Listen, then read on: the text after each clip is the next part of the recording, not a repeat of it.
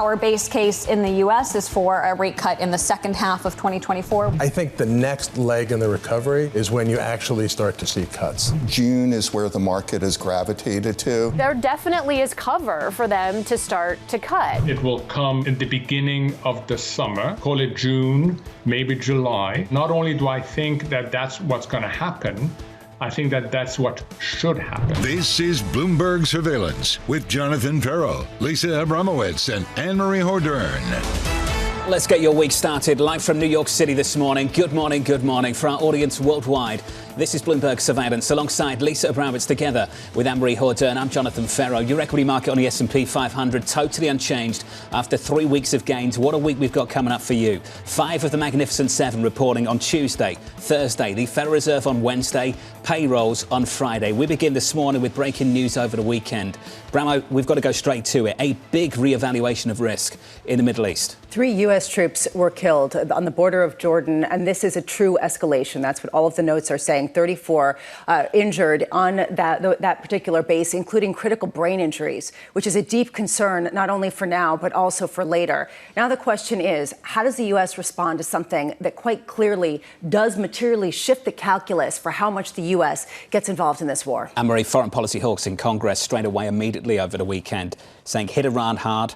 Hit them now. That's the message from Senator Graham and others. Yeah, absolutely. Republicans are going after this administration to take a more strong approach when it comes to the Middle East. Directly, they want attacks on Iran. But this administration has for months been saying they do not want to see an escalation in the Middle East. Will this attack on these 3 service members and dozens wounded in Jordan, is this a new red line for this administration? And are they going to have to take a stronger approach, not deterrence, an actual attack? Let's try and take the temperature of things right now in financial markets. Things are pretty calm, Barrow. If you look at what's happening in the commodity market, crude's totally unchanged on WTI. WTI right now on my screen at about $78 a barrel. This feels like boiling a frog. That was what I thought about all weekend. The idea that there's one tit for tat and then another, and any one of them could be escalation. But a lot of people are just shrugging it all off and saying, you know what? It hasn't been a problem until now. It hasn't disrupted oil flows. It hasn't disrupted trade except for jacking up the prices, maybe to Europe. But more broadly, it hasn't created some sort of existential crisis with supply chain disruptions.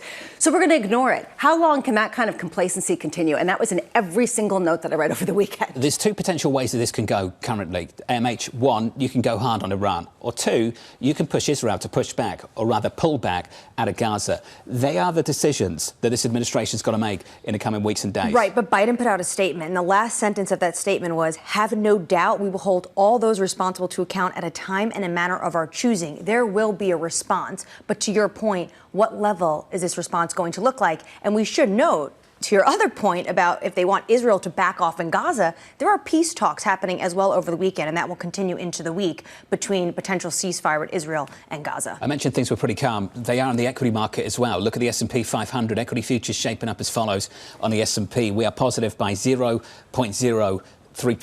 In the bond market, yields are a little bit lower. We're down 4 basis points to 4.095%. Coming up on the programme this hour, Terry Haynes of Pangea Policy on President Biden facing pressure to confront Iran. Sophie Lunge-Yates of Hargreaves Lansdown looking ahead to the week's big earnings. And Mizuho's Dom Constant on the Fed's path forward and why he thinks this S&P 500 could break below 4K. That story a little bit later. We begin with our top story, escalating risk in the Middle East. The White House confirming 3 U.S. soldiers were killed and at least 34 were injured after a drone attack in Jordan over the weekend. Iran's foreign minister denying the country's involvement. U.S. and allied forces saying Iran-backed militants are to blame. The president vowing to retaliate. Quote, have no doubt. We will hold all those responsible to account at a time and in a manner of our choosing. Terry Haynes of Pangea Policy joins us right now. Terry, good morning to you, sir. Let's get straight to it. The events of the weekend, how does that change foreign policy for this White House? I think it changes it incrementally, but not in a major way. It's important to say what this isn't and then what it is. Firstly, what it isn't World War III, as some presidential candidates have it. It's not going to be a strike on Tehran, as some senators would like. I think what you'll see from the White House is a continued proportional response, but they've got to thread the needle pretty carefully. They're going to want to have a strike that is devastating, that is a strong response, but at the same time threads the needle to make it clear that there's not going to be a huge escalation. That's going to be a difficult challenge. So I think they'll probably take a little bit of time. I would also note that Biden's time and place of our choosing is more or less the standard language. And one thing that probably means diplomatically is to expect a more or less standardized response from the White House. How cohesive, Terry, is the approach from this White House? And I ask this at a time when there have been more than 150 attacks on U.S. soldiers in Iraq, in Syria since October 17th, with a lot of people wondering whether the U.S. is just going to pull some of these troops out, given that they're kind of not sitting ducks, but really in the line of fire. How much has the administration really talked about that? Well, the administration hasn't talked very much about that, but I think it implies a couple of things. One, to pull troops out at this particular point would imply weakness, which is the last thing the White House wants to do, particularly because it's stepping up attacks to try to defend the Red Sea corridor. The other thing that I think it means is that, you've had a United States response or United States presence in the region for a very long time, and to pull troops out at this point would send a very bad message about the nature of the United States commitment to countries that are allied with us in the region. I'll include not only Saudi Arabia, but independently and importantly, Jordan here. And I would look for Jordan's response to be a good bellwether, but that it is an independent country with its own independent interests, and the United States is going to have to continue to engage it carefully to make sure that whatever the United States does, that Jordanian interests are not unduly pressured as well. Terry, Lisa mentions these 160 attacks service members have been under, whether it's Iraq or Syria. But now we have 3 service members dead and dozens other wounded. Will Washington view this as a new red line? I think that's a very good question. I think the answer very likely is no. I think it probably increases the force of United States response. I do not think that it creates a situation where the United States is in a war or in a conflict to a greater extent than it now is, by and large. You've worked a lot in Congress and been a liaison as well between congressional lawmakers and the White House. You see Republicans pushing Biden to attack Iran directly. Would he need to go to Congress for that type of approval? He will say no, and Congress will say yes. And usually the interpretation of the War Powers Act varies depending on whoever party is in the White House, whoever party is in Congress. Congress, what'll end up happening is that Biden will take an action, inform Congress quickly, but in its own time. Elements in Congress will complain, and the world will go on as before. Terry, as you know, the former president would say if he was still in power, this wouldn't have happened. Terry, how has Iran changed over the last few years? And what kind of Iran would the former president have to confront if he did indeed come back into power? Well, you've got two kinds of issues here, John. And I want to get to the second one. I think is unappreciated in markets. I wrote about it yesterday and want to comment on it. One is that you've got an Iran that not only has these variety of these proxy networks, but now is interested in deploying them, using them, very aggressively to try to make its points and its conflicts with both the United States and with Arab countries that are Western allied as well. Secondly, and I think the point that people don't appreciate is that we are now up against more warnings about the potential for Iranian nuclear capability.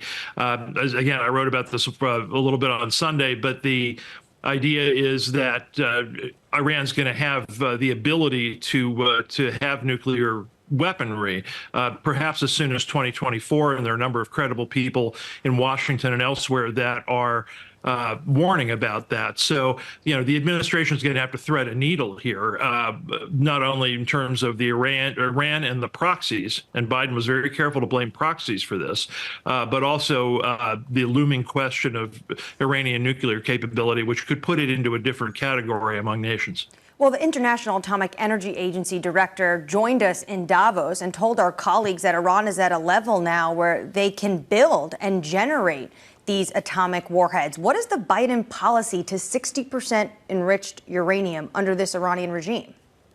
And And your interview was one of the sources that I cited on that. The policy is that they don't want it to go above that, but the reality is they're powerless to stop that. That can be seen as a failure of Biden policy. It can also, to John's question, also be seen as a failure of Trump policy, since Trump was the one who decided to not negotiate with Iran anymore. But regardless of the blame game, what you have is a muddled United States policy for about the last 10 years with Iran.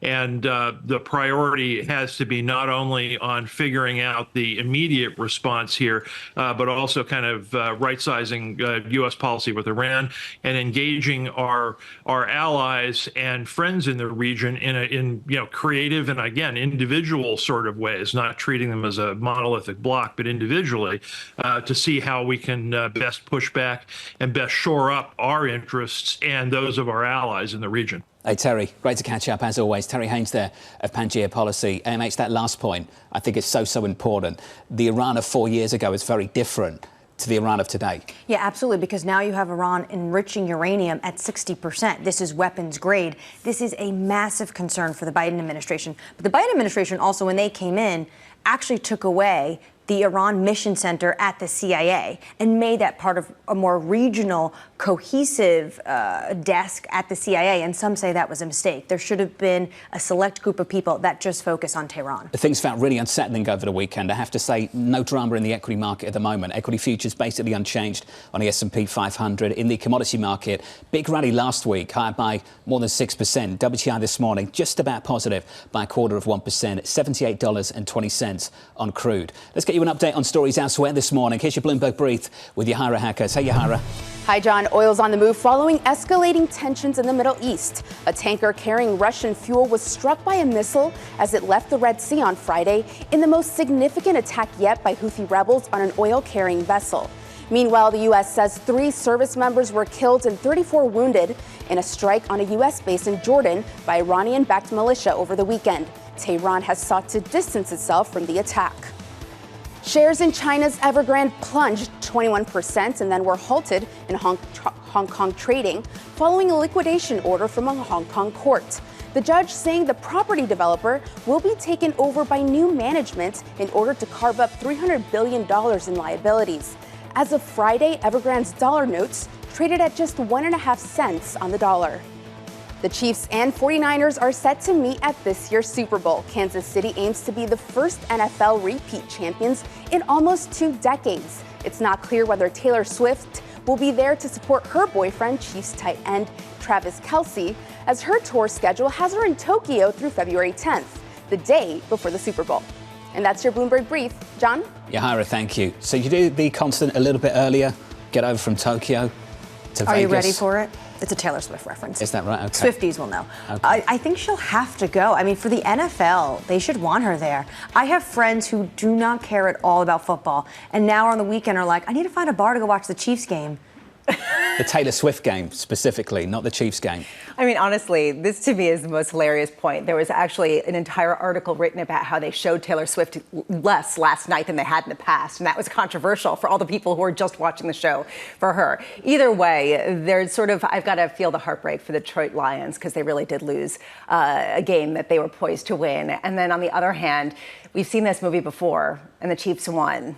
I don't know, Kelce, Mahomes, are they going to come and then Taylor Swift comes and it's going to be, Beautiful thing. Yeah, she can make it. Great for advertisers worldwide. I bumped into Michael Barr in the newsroom. Very, very depressed. I was going to say. About that second half. I went to bed, it seemed okay. And then it turned around in the wrong direction for him. Up next on this programme, a pivotal week on deck. The Fed has been very clear in terms of its forward guidance. And the market's saying, yeah, sure, but I'm not going to listen to you. That's really problematic. That's coming up next on the programme. You're watching Bloomberg Surveillance live from New York City this morning. Good morning.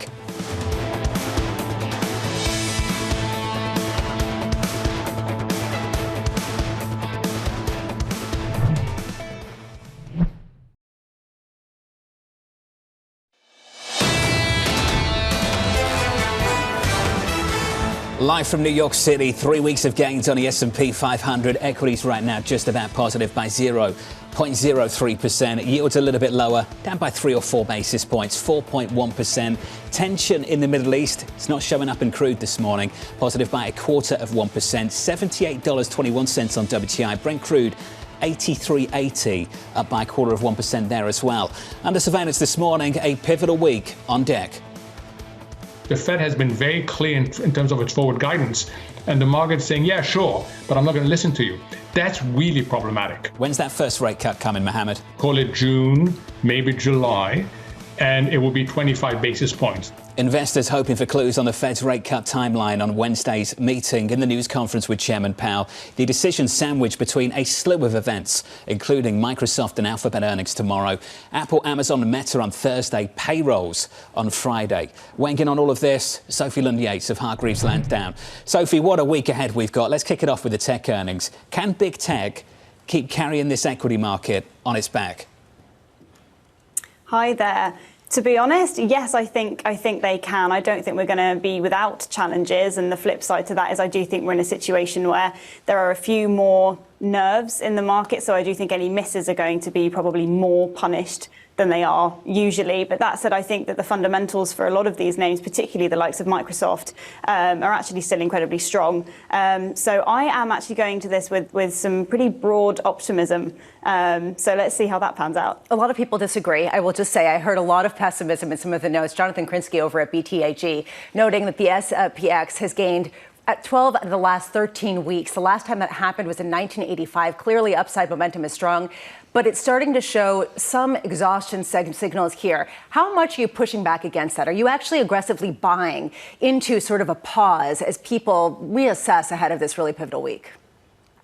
Yeah, so I think there's a couple of ways to look at this. I don't necessarily think that we're going to see like this gangbusters, huge increases necessarily off the back of these earnings. I do think there's a little bit of fatigue. You know, you're hinting there at that kind of exhaustion wording. But I do think that fundamentally the strengths of these companies is still going to be pretty robust. Now, I will just caveat that with more so than usual. I mean, the outlook statement's always important, right? But it's even more so at the moment. And particularly for me, we know that obviously cloud AI is going to be the thing that's moving the dial. But what is kind of an unknown at the moment is the rate at which corporations are going to be reopening their purse strings. And that obviously has huge implications for those cloud players. But fundamentally, I do think that the demand there and the margins that they therefore underpin, those fundamentals still remain in play, in my opinion. So what do you think is the most important of the events this week? Do you think that it's earnings, given your pretty sanguine outlook, or do you think it's the Fed or the economic data? Equally both, I think. Now, really, when we look ahead to the Fed, now as much as things are broadly moving in the right direction, you know, we look at the inflation information we got on Friday, that preferred measure, you know, things are moving in the right direction. But I don't think we're in a situation where we're going to be seeing a pivot, unfortunately, which I think is what the market is probably been broadly expecting. So I think that the Fed is probably going to remain on a pause, and I think there could be some upset there, unfortunately. But the outlook, of course, still of course relevant, but I think it's going to be that Wednesday slate. Sophie, let's talk about how challenged the dual mandate of the Federal Reserve is right now. Clearly some encouraging news on the inflation side of things. Can we talk about payrolls a little bit more? We have some people come on the programme who point out some weakness beneath the surface in the labour market report. The breadth of labour market gains have narrowed over the last, say, 6 months or so. Sophie, do you identify the same thing? And are you expecting to see that weakness come to the surface anytime soon? Not really. I think that things might be coming off the boil in some respect, but I don't think that we're going to be seeing this kind of broad-based weakness that obviously policymakers are looking for. I don't think we're there yet, particularly when we start looking at some of the consumer data that's coming around as well. That obviously needs to be read in tandem with those figures. Broadly speaking, I think, unfortunately, this macro print, including things like the job reports, is still going to be supportive of the fact that we are not ready for a pivot just yet. What's your view, your interpretation of the Fed's approach to all of this? Do you think this is something the Fed tries to get in front of or waits to see? I think we're in a wait-and-see approach at the moment because, as I said, things are absolutely moving in the right direction, but they're in this kind of circling pattern. They need to see how much heat's coming out of the economy in the current state of play, and the answer is it's not enough. So they are waiting and seeing, which I think is the prudent and correct way to be doing this. We cannot be going too fast too soon because we're going to reverse a lot of the stability that we've seen. They have this really kind of narrow landing strip in which to land the economy, and at the moment they seem to be doing the right job between cooling things down a little bit without triggering, a very hard landing. That's a really hard thing to do, and to keep that on the course, they need to kind of keep this kind of observatory going, as it were. I've got to say, it's kind of purgatory, and people are trying to sort of assess which way it's going to turn, but it feels like purgatory. And I love some of the acronyms people are coming up with to try to make purgatory sound more fun. Max Kettner over at HSBC this morning talking about RORO and YOLO. RORO is risk on, risk off, and YOLO is you only live once. And basically, while we're not going to get either of them, and we're going to live in this sort of reverse Goldilocks, how do you sort of characterize where we are and how you maneuver at a time with such bifurcated risk and such lack of clarity? Yeah, sure. It's certainly a lot of uncertainty. And as I know, I've kind of beaten this drum on this show a few times. I think it's so incredibly important that investors remember that more so than ever, it's a time to remember the basics. So this is things like making sure diversification is where it needs to be, because value metrics, I think, are being slightly left by the wayside in a lot of situations. So, for example, I think Europe valuations are looking relatively compelling, and that's kind of the forgotten region at the moment. So it's remembering the basics and not being overly exposed to certain risks or certain areas of the globe, for example. But in terms of navigating volatility, it's making sure that you have that broad base of assets, you're diversified, and also you're not getting hung up on moonshots. If you want to invest in game-changing trends like AI, that's fine, but go about it with a company that's also got a proven track record of fundamentals and, my personal favorite, cash flow. Please don't forget that. When you talk about European equities, this is something that we keep hearing. How concerned are you? We were opening the show with the geopolitical risk, and that has a much greater impact on European inflows, in particular in inflation regards to the Red Sea and shipments from there. How closely are you paying attention to that as a potential black swan event that really upends that trade? Sure. I mean, it's incredibly important. And also, let's not forget that, there's a lot of big oil players in Europe as well. So the volatility there is very much, it's intrinsically linked to this oil price ups and downs that we're seeing. So definitely, I think there are bumps in the road ahead, and we can't say for certain what the very short term is going to look like. But longer term, valuation-wise, it's looking quite compelling. And also, I would just say that there are some very kind of strong businesses, particularly. They're not particularly the most fun. There's a lot of kind of very broad economic moats in the European region. I'm talking about things like telecoms, defence, names of that nature. That said, of course, the inflation landscape is a tricky one. So that's short term. I'm not saying there aren't going to be bumps, but longer term picture, I think, could be quite interesting. Hey, Sophie, great to hear from you. Sophie Lund-Yates there of Hargreaves Lansdown on a big week ahead. Tons of earnings Tuesday, Thursday, Federal Reserve Wednesday, payrolls on Friday. Where to begin? Let's begin with tech. It's felt like for much of the last 12 months, the only thing that has worked is maybe US tech and some Japanese equities. Wall Street Journal over the weekend writing the S&P 500, Lisa, is back at record levels for the first time in 2 years. Information technology is the only one of the index's 11 sectors that can say the same. I saw that. And what I thought was interesting, there were a couple of stocks outside of it that also had hit records. And they've sort of surprised me, talking about Berkshire Hathaway, Visa, McDonald's, and Marriott. So sort of this interesting other cohort. But you're right. This has held up the entire market, which is the reason why when you get $10 trillion of market capitalization reporting earnings in the span of 3 days, people take notice, given all the other catalysts in addition to this. I mean, it's pretty, a holy event risk, Batman. $10 trillion of market cap across 5 companies. I know. Just to be very clear. I know. It's kind of crazy. It's nuts. And you have more than 30% of the S&P reporting earnings this week. Have earnings been good? It's been a mixed bag. And this is something that people also haven't talked about. We're not talking about a screamingly amazing situation for all companies. So, it'll be exciting. Kicks off with Microsoft and Alphabet tomorrow. Do you actually believe it will be exciting? This week is going to be exciting. This is not the ECB. This is like come on. Real deal. This is real deal Good stuff. to know. Come on. Good to know. Coming up on the programme, a massive setback in China's property crisis. Damien Sasser of Bloomberg Intelligence joins us around the table, live from New York City. Equities just about positive on the S&P 500. This is Bloomberg.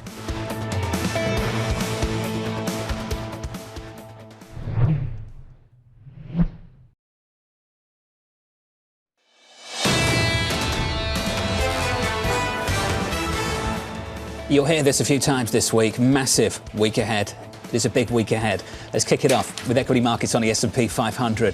Almost going absolutely nowhere, positive by 0.07% on the S&P. The Nasdaq positive by 0.25%. Lisa mentioned the stat, $10 trillion of market cap across 5 names, reporting Tuesday and Thursday. Tomorrow, Microsoft and Alphabet. Thursday, Meta, Amazon and Apple. That's the equity stage set right now. Let's go into the bond market. 2-year, 10-year, 30-year. Really muted price action last week, Bramo. Yields lower today by something like 3 basis points, 2 to 3 basis points across the curve. 4.1% on a 10-year. On a 2-year, 432.83. This is a massive week, and it's not just because of the Federal Reserve. It's not because of the jobs report. It's also because we're getting the Treasury refinancing announcement coming out on Wednesday, where they're going to talk about how they're going to borrow money this year. We know that in November, it was actually really market moving. Where do you go ahead of this, right? I mean, if you're going to have such a market-moving week, what do you do other than just sort of like sit on your hands and prepare, get enough sleep over the weekend and get ready for some drama? Because it's hard to know which way this is going to break, given what Yellen did in November, which was basically ease some of the concerns of the market. I'm looking forward to catching up with Dom Constant of Mizuho, who thinks that maybe this S&P 500 can break below 4K, which is quite a call from where we are now. It's a long stretch, given the fact that the economy looks pretty good. A lot of people are saying the economy has to crack for something to get to that place, or else you've got to get some really terrible earnings from some of the Magnificent Seven, which doesn't seem likely given the cloud. 432.83 on a 2-year this morning. Let's turn to crude.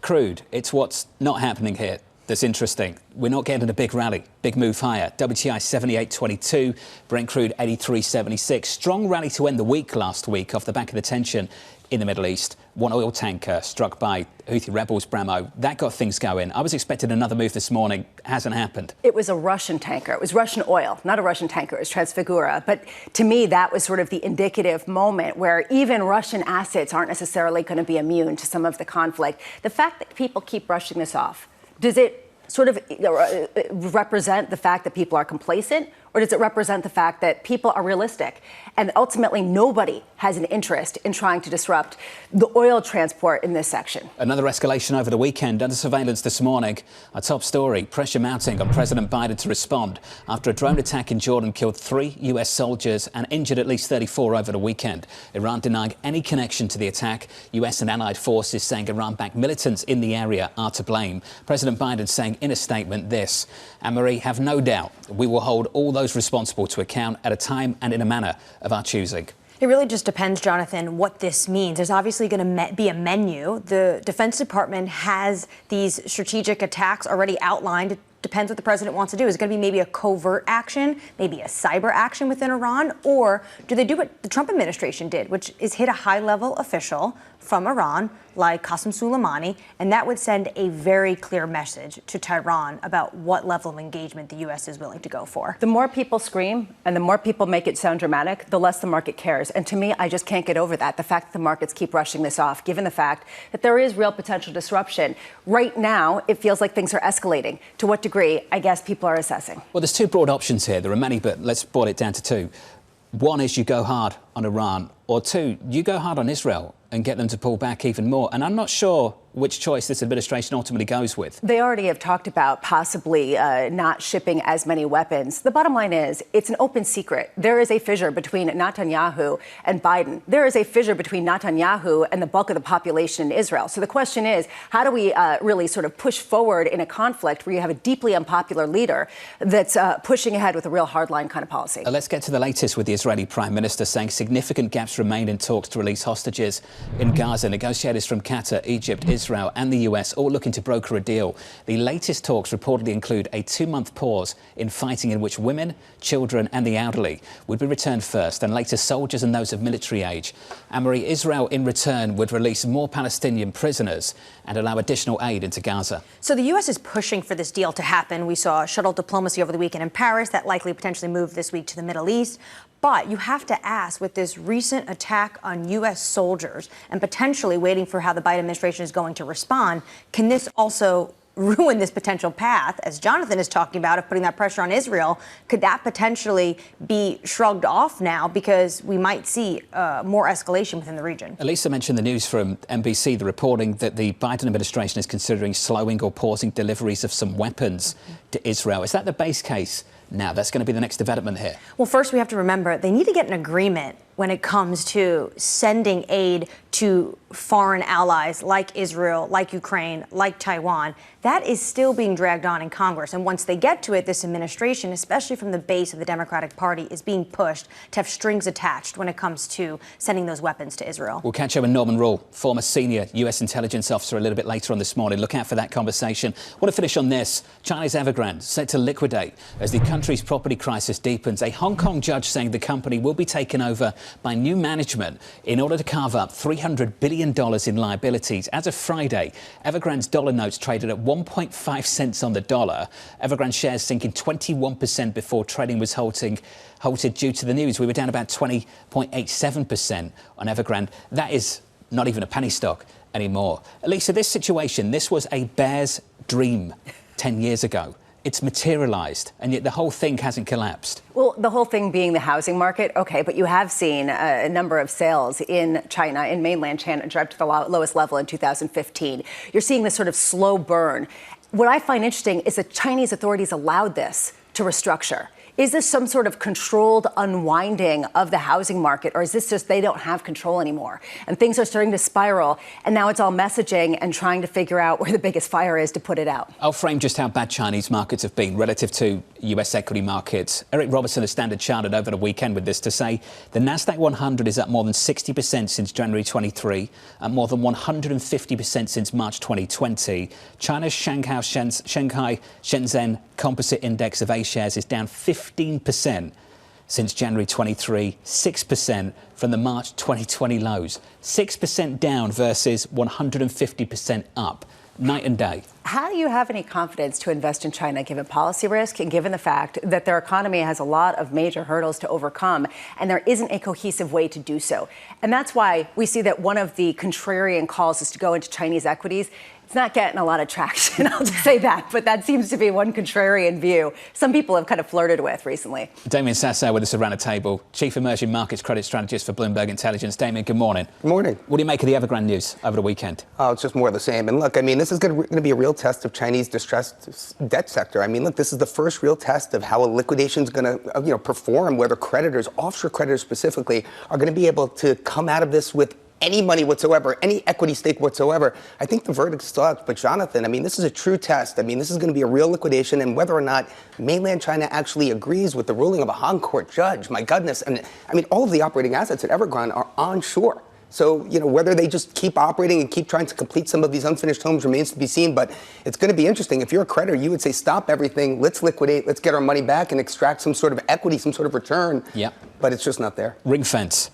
How ring fenced is this? I mean, I think it's not ring-fenced at all. But, then again, China has its own ways of changing the rules as we go along. And this is the real fundamental issue that's preventing offshore creditors with getting comfortable investing into China. It's not an issue that's going away anytime soon. The judge in Hong Kong said enough is enough. Doesn't China need to take that on board if it wants to attract foreign investors? I mean, you would think so. I mean, it's a very interesting development that's going on between the Hong Kong court system and Beijing. And you would think that the judge has some sort of is communicating, quite frankly, with Beijing and the powers that be. But, it just seems like this is really where the rubber meets the road. And again, what comes next? There's really no blueprint for, taking a company of this size, this systemic importance to the economy, and pulling them out of distress in China. You're going to need help from the authorities. And remember, the authorities are dealing with $650 million of debt that's got to be repaid this year from the local government finance vehicles, which if they don't get their ship sorted, again, these issues could just get bigger and bigger. There's no blueprint. There are two ways to take that. One way is we don't know know how this is going to pan out, so that's a problem. The other one is this is actually exactly what a lot of creditors have been looking for. Yeah. A blueprint, some sort of model of some sort of unwind, a healthy kind of corporate debt market where there are workouts. Why is it not that? Why is it not the latter? Well, you said a healthy workout, but again, when it happens for the very first time, when the court system is truly being tested, when the respect and the responsibility and credibility of a judiciary making rules on whether creditors get something or nothing, what those recovery levels are, you're right. It is a test of it, but it's not going to be smooth, and it's certainly not going to be easy. I mean, what we're talking about is a fundamental shift in how decisions are made at the top levels within China and how that relationship between Hong Kong and Beijing is going to be tested. We've seen a number of measures, just sort of ideas of policy easing in China. How much do you buy into the idea that this is just sort of the predecessor to some sort of big bazooka that they're going to unleash to try to support the economy? I think the Triple R cut was a step in the right direction. I think it's actually something we're seeing, not just that, let's take it a step back here. It's not just China now. This week, I mean, we're talking about the Fed, we're talking about Riksbank, we're talking about the BOE. What we should be talking about is Brazil, Colombia, Chile, and Hungary, because those central banks are the ones that have been cutting the most. And if anything, come on, I got to talk my asset cost. But their expected policy cuts this year are going to accelerate. They're going to go from like 25 bips to 50 bips or 75 bips to 100 bips. They are picking up, the steam. And if vol does remain suppressed in these levels, dare I say, I mean, GMO's been saying this, a lot of others who are way smarter than I, that this is a very good environment to carry an emerging market local debt. And, I can't disagree. If we can go back to what China's doing in terms of the short selling, is that going to make a difference? They tried to do this as well in 2015. It seemed to fall flat. Yeah, blocking short sales is an interesting one. And look, and you're right, in the past, it's triggered some really big corrections there, and it's given foreign investors an opportunity to kind of enter at better levels. But, I mean, we just have not seen foreign interest in China at all. And it's a sentiment issue now. It's beyond, fundamentals. It's beyond value. It's gotten to be the conditioning of investors to just right now stay away, because it's very difficult to justify to a fiduciary in the U.S. or in Europe or in Japan or otherwise that China's a good actor. End of story. Should we have a moment of silence for Detroit? Oh, my God, Michael Barr. I don't that even was know. it. Did he make it in? Yeah. What was that second half? I was sleeping, but I read about it. Jonathan, I have to say, it's a real shame because Detroit could have really, done some wonderful things. Apparently, Dan Campbell made some questionable calls there in the second half. He has all year long. Some of the work, some don't. When you're talking about the NFC Championship game, you're playing the San Francisco 49ers. It's tough. It's a tough pill to swallow. Yeah. Super sad. Choke just a little bit. Damien, thank you, sir. Of course. Damien Sassower of Bloomberg Intelligence on the latest in China. Let's get you an update on stories elsewhere this morning. Here's your Bloomberg Brief with Yahara Hakez. Hey, Yahara. Hi, John. U.S. and Chinese officials are set to discuss a fentanyl crackdown. High-ranking members of the DEA, Homeland Security, and more are set to meet with their Chinese counterparts Tuesday. It's the first sit-down meeting following President Biden and President Xi's November pledge to restart counter-narcotics operations. Biden is eager to make progress on the issue, with opioids and border control becoming two hot-button issues in the 2024 election. Nikki Haley has vowed to stay in the GOP primary race through at least Super Tuesday. Haley is expecting a better showing in her home state of South Carolina, saying in an interview with NBC, quote, "I need to do better than I did in New Hampshire." The former UN ambassador stopped short of committing to remain in the race through the Republican nominating convention in July. And Reddit is being advised to seek a valuation of at least $5 billion in its IPO, according to Bloomberg sources. That's despite private trades of the social media company valuing it at less than $5 billion. Reddit is considering going public as soon as March. That's your Bloomberg Brief. John? Yahara, thank you. Lynn Martin of the New York Stock Exchange in the next hour. Bramo, can that grease the wheels? Encourage some more IPOs down the road? It depends what the valuation is, of course, but she's going to answer this better than I will. I'm not going to steal her thunder. To me, I just keep thinking about the idea of what people are valuing some of these companies are pre-IPO and how much they're willing to give to some of the valuation in the post-IPO world. I'm just saying, I mean, people have been talking about the reset that hasn't happened. I know. And whether people come out to market really depends on whether they get the valuations they like or whether they just want to sit on it until they do. Lynn with us in about 30 minutes' time. Look out for that. Up next on the programme, the race to get into bonds. I've not had a single conversation over the last couple quarters with the client who said, oh, get me out of bonds. Every single one is saying, how do I get in? When do I get in? Where do I get in? That conversation coming up next, live from New York City this morning. Good morning. You're watching Bloomberg TV.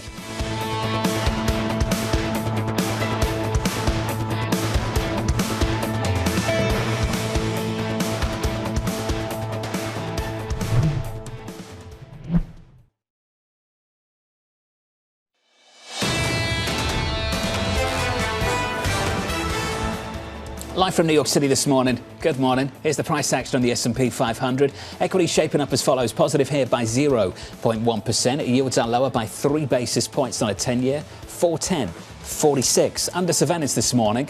The race to get into bonds. I've not had a single conversation over the last couple quarters with the client who said, oh, get me out of bonds. Every single one is saying, how do I get in? When do I get in? Where do I get in? And you see it everywhere. You see it in money market fund assets. They're still at 6 trillion. You talk to corporate treasurers and pension fund CIOs. They're looking to de-risk. Everyone wants higher yield. Everyone wants higher yields and they're not getting them now. Dom Constant, head of macro strategy at Mizuho Americas, joins us around a table. Good morning, Dom. Morning. Are those higher yields coming back anytime soon? Not anytime soon, I don't think. I think the issue is basically there's a sort of cyclical story that's evolving, which is definitely going to put downward pressure on yields, is putting downward pressure. But there's still a worry about the structural, which is a lack of fiscal consolidation, the election, the return of a higher term premium, these sorts of things. I think that will come back later. So it's a question of how you weight the cyclical versus the sort of fiscal structural stuff, basically. So let's find out about the tea leaves to look for that can guide you this week when we hear from the Federal Reserve. A lot of people talking about the balance sheet and how important any kind of guidance on quantitative tightening could be when they stop doing that. The balance sheet has contracted by more than $1 trillion, still $7.7 trillion. How important is that to your view?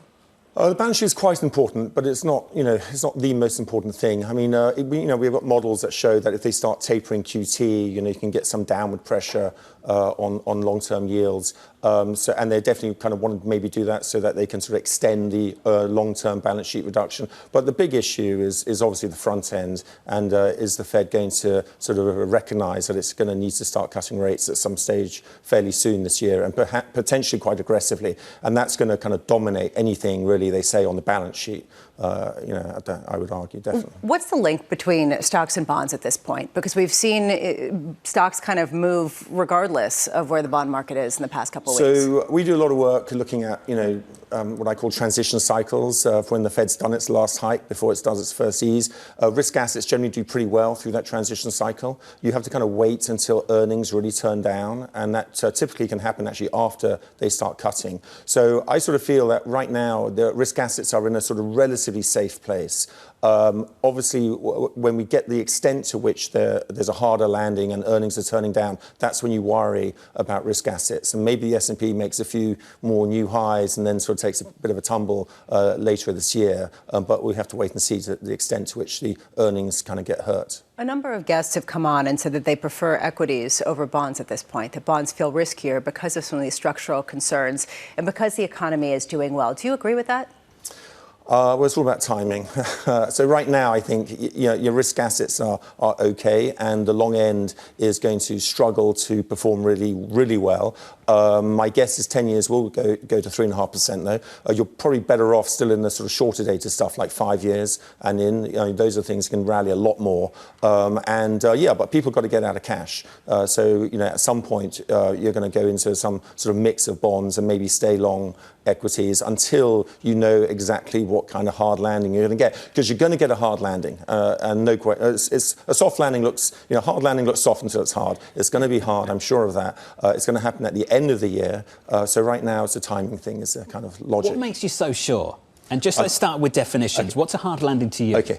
The hard landing will be a sharp increase in unemployment. The reason why it's going to happen with a high degree of confidence, I would argue, is the way this cycle works is it comes through inflation. So a lot of people sort of get it the wrong way around. They look at growth and inflation and the idea that basically inflation might be a lagging indicator. This time, I think it's a leading indicator. So it's going to be the decline in inflation that will hurt profits and earnings, and that will lead to the shedding of labour, because basically there's a lot of labour hoarding going on at the moment, and you're going to see the cracks in the labour market evolving relatively slowly, but they're going to evolve, and then companies will have to respond to that. So really the inflation decline is not a benign indicator of, oh, we've done it, we've got a soft landing. On the contrary, the inflation decline is like, oh my goodness, be careful now what's going to happen to the labour market 6 months down the road. And that's why some people who say the Fed should already be cutting rates, they're not wrong, but you're not really going to, they're not going to have the confidence to do that, basically.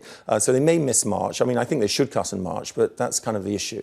Inflation is that indicator. Unemployment right now, 3.8. Where do you see that in 9 months' time? The Fed has its own models, which suggests that the combination of this decline in vacancies, and if you see layoff rates going up by, say, they're currently around 1%, slightly less, they don't have to go up very much. You could easily double unemployment. You could easily get unemployment up to the sort of 6, even 7% level. And that's in the Fed's own models. That's Chris Waller's model from 2022 with Andrew Figura. Those guys, we've looked at a lot of that, and that's kind of my concern. That's what you're going to see. When you see a hoarding of labor and employees, is this across the board, or there's specific sectors, then we have to look at the unwinding? It's sectors. So what we do is we look at all the sectors. We look at trends, short-term, long-term trends, and you can see where there's excessive employment. Goods sector, very much so. Service sector, less so. Within services, there's certain sectors that have really overemployed. Trade, transport, for example, professional business services, dare I say, a little bit. But then against that, you've got leisure, health. They've only just got back to trend. So you kind of know which sectors need to give it up first. And there are clearly signs that they've reduced their employment quite a bit, but they haven't yet started laying off. The unemployment rate only goes up when you get a combination of no hiring and layoffs. If you just stop the hiring, unemployment's not necessarily going to go up, and that's kind of where we are now. When you say the Fed needs to cut in March and you're looking at the data, the issue I take is that data is not translating to the consumer. You look at polls and people still say they need to be making, say, 5% more in their paychecks to afford everyday prices. Is there a risk that the Fed would cut too soon and it would be a mess in terms of inflation?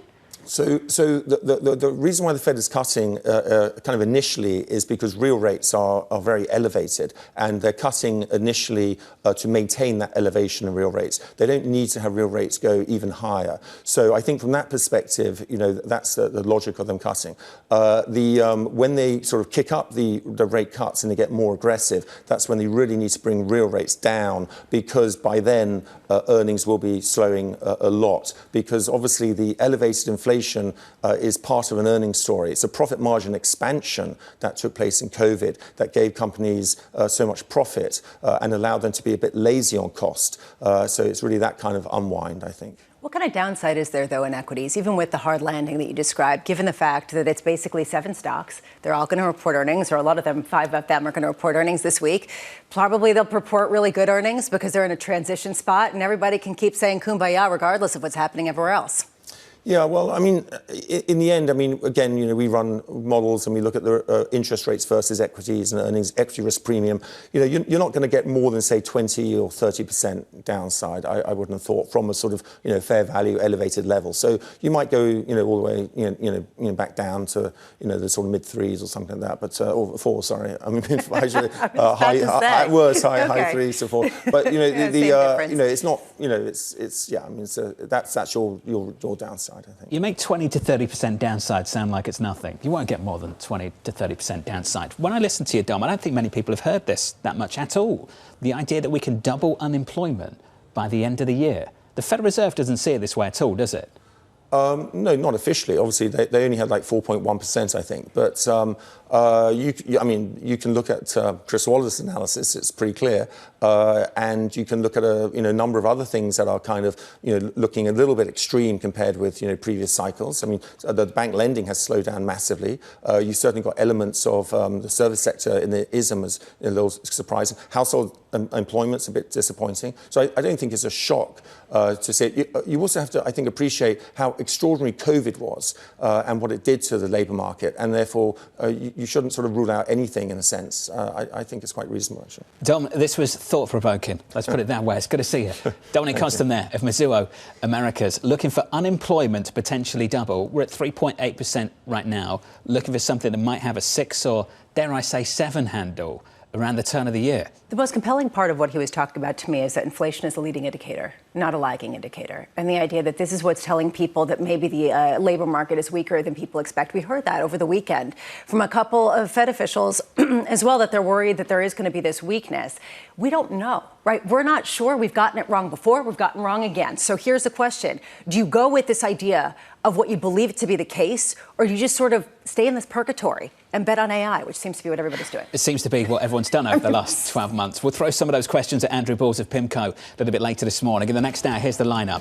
Norman Rule, former senior US intelligence official, Lynn Martin, NYSE president, joining us around a table through much of the next hour, and Chris Harvey of Wells Fargo, weighing in on the equity market with a big week ahead for earnings, tech earnings specifically, Tuesday and Thursday. Your equity market right now on the S&P 500 shaping up as follows. On the S&P 500, positive by 0.07%. Just a little lift here. Yields a touch lower, down 3 basis points. Your 10-year 4.1046. In foreign exchange, the euro 108.21, and crude is not running in the way you might expect. $78 on WTI. From New York, this is Bloomberg.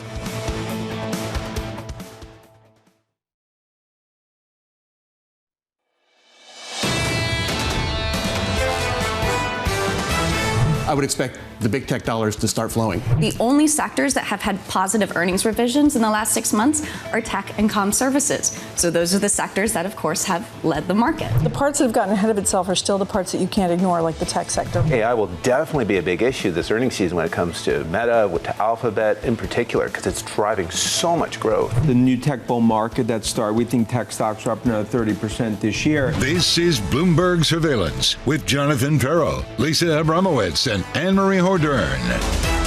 Live from New York City this morning. Good morning for our audience worldwide. This is Bloomberg Surveillance alongside Lisa Abramowicz together with Annmarie Hordern. I'm Jonathan Ferro. Your equity market on the S&P 500 just about positive by 0.1%. A massive week ahead with tech earnings tomorrow and Thursday. The Federal Reserve on Wednesday. Bramo payrolls on Friday. So there was this quote from a guy from Nomura. I mean, are you kidding me with this week's event risk? I mean, that sort of seems to be the feel at a time where you get all three cylinders, the economy, Fed policy, and earnings. Earnings front and center for me, because to me, that could really change the whole narrative with tech continuing to be the bright spot and pumping out cash. I was messaging Stuart Kaiser of Citi yesterday afternoon because the note came late. He was waiting for the Chiefs game to finish. And I said, can you just send it already? I've got to get to bed. So he sent it out. Did you really? I did text him. I wanted the note. Come on. He sent it out eventually. And he went through three things. He talked about the earnings, the data, and the Federal Reserve. And he said the most important thing for him was payrolls on Friday. The why is obviously, so we talked about it for a while. For him, good news is good news. And he wants to see if the economic data on Friday is indeed good news. Especially because we have heard from a couple people raising some concerns about the labor market. We have seen layoffs from a host of different companies, and it's not just big tech anymore. Yet everyone's still getting hired. The quits rate, and we get JOLTS data also this week. And I will say, even though that's not necessarily the most reliable data point, are people feeling confident enough to quit their jobs? Those are the kinds of indicators that could really shape the mood in markets this week. Things are pretty calm. This market is not moody, so far at least. If you bring up crude, we'll take a look at WTI and Brent. WTI right now is basically unchanged at $78 a barrel. AMH, given the news we all saw yesterday, this is not where I thought crude would be this morning. And not just yesterday, also what happened on Friday when a Houthis attacked a Trafigura cargo that had naphtha from Russia in it, which Russia was supposed to be off limits, according to these Iranian proxy groups. The issue now becomes the oil market is believing that there will not be a serious confrontation between Iran and the United States, because if they did, you would see oil markets priced much higher. To me, the issue is there are all of these potential tail risks that are getting louder, and we keep hearing about them. They aren't necessarily materializing yet, but there they are.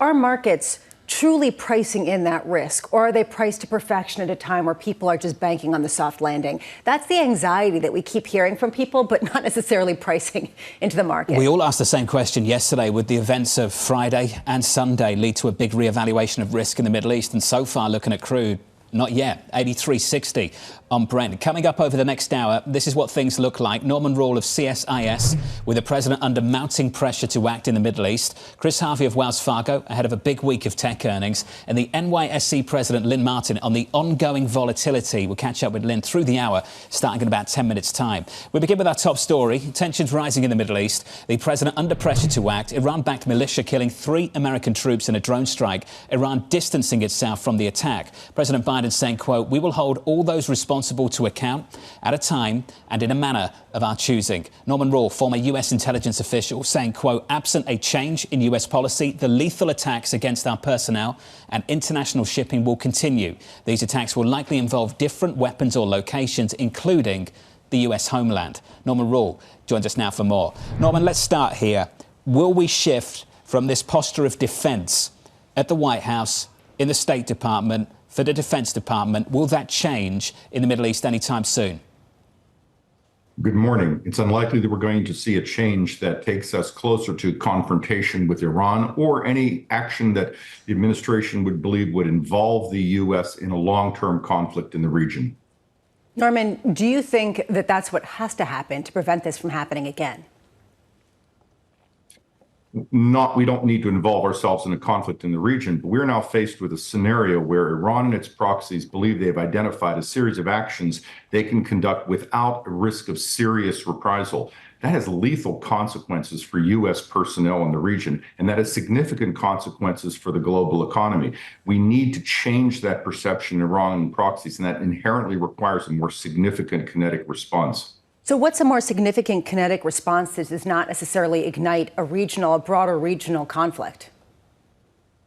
Well, we could certainly take broader steps against Iranian positions in Syria and in Yemen. We could certainly undertake a more robust attack against all Houthi facilities in Yemen. For example, an international approach that destroyed all of the Houthi missile, mine, drone capacity over time would defang this player and would provide us with greater confidence to move shipping through the area. But this takes allies, partners, cooperation, and coordination, and this is where the White House should be focusing at present, and bipartisan support, by the way. Norm, do you think we could see the U.S. go after high-level Iranian officials the way the Trump administration did? No. And indeed, the Trump administration's actions took place only after a considerable period of time where there was evidence and an escalatory approach of warning Iran not to conduct a massive terrorist attack. We haven't seen that at present, but certainly there is reason to believe the United States could go against Iranian facilities in Syria and perhaps Yemen. And Iranians are located there, and bad things happen to bad people doing bad things. There's been talk of a timeline being set between Iraq and the United States about U.S. troops being withdrawn from Iraq. Where does that leave U.S. troops in Syria, in Iraq, in Jordan at this moment? Well, we should be careful about confusing a conversation regarding withdrawal with an actual withdrawal. But U.S. forces in the region have a prominent role on not just Daesh, but stopping Iran. A precipitous withdrawal would send a terrifically poor message to a region already shocked by the Afghan withdrawal and concerned over our posture on Ukraine. So I don't think we're going to see any sudden shifts regarding withdrawals in the near term. Norman, we mentioned this in the last hour. I'd love your insight, perspective on it. How Iran has changed over the last 4 years. The former president, of course, is going to come out and say this would not have happened under my watch. Norman, if the former president becomes the next president, I guess to sit in the White House again, how different is the Iran that he will have to confront today that he confronted yesterday, 4 years ago? Well, Iran's nuclear program has expanded significantly, and it expanded during a period when Iran had the best chance of a diplomatic solution. Iran's use of proxies has not only expanded, but it's seen that the international community will tolerate this. I think the question is not so much how Iran has changed, but rather how the international community has changed in its tolerance of Iranian activities. And that would be something that I think the Trump administration might seek to address, again, to shock Iran into a position where it would say, we are no longer confident that our actions will produce a predicted response. Norman, what would that look like? What would they have to do to change that perception? Consistent attacks against Iranian facilities and those facilities involved in terrorist and operations against the U.S. But we would require partners in the region and partners in Europe to support us. And I think the Trump administration will have difficulty getting bipartisan support given our politics. But the biggest thing we can do to push back on Iran is a bipartisan position on our strategy and partners abroad. Norman, you said that there would be pretty significant economic consequences if this does escalate in any kind of material way. Can you walk us through what you foresee being the economic disruptions? Right now, markets really aren't responding. Well, that's true. And I think it's because they've seen that oil flows, natural gas flows have not shaped how the consumer countries are reacting. But imagine a scenario where you see military operations in the Persian Gulf the Arabian Sea, and the Gulf of Aden with greater frequency. Now, there we're talking about a massive disruption of energy as well as container traffic in the world. And that would be difficult for people to get around. For example, the Saudis and others are able to use a pipeline across the center of the country to get oil above the Red Sea choke point. Iran might conduct terrorist operations against that pipeline. So then an expanded regional conflict would have significant consequences. Well, we haven't seen the markets move significantly. At the same time, though, we do see companies starting to move out of the Red Sea, move out of the Gulf and Aden, and actually take that longer trip around Africa. Even Qatar is doing it with LNG. What can be done to really open up the Red Sea, though, to make sure that there is a flow of energy and good tankers? A massive disruption of Houthi missile capability and drone capability, followed by consistent pressure against their explosive boat and any naval mine capacity they might have. This is going to be would be a long-term effort and would require a significant decision by the United States and Britain, our primary partner, to do this. Norman, I'm fortunate that I have to ask this question, but I think we need to. Given some of the errors that have been made on the international stage by this administration over the last number of years, are you surprised by the fact that the president hasn't changed the personnel around him?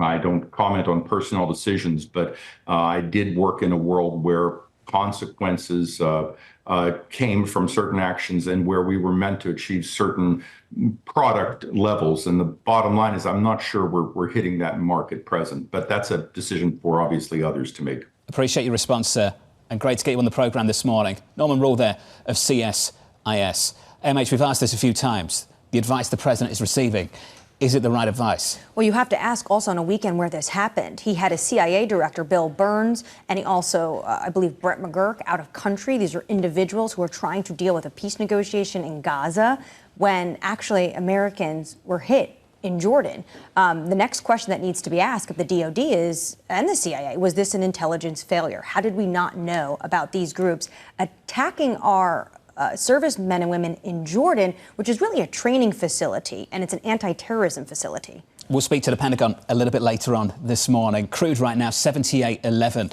on WTI. Let's get you an update on stories elsewhere this morning. Here's your Bloomberg Brief with Yahara Hackers. Hey, Yahara. Hi, John. Oil's on the move following escalating tensions in the Middle East. A tanker carrying Russian fuel was struck by a missile as it left the Red Sea on Friday in the most significant attack yet by Houthi rebels on an oil-carrying vessel.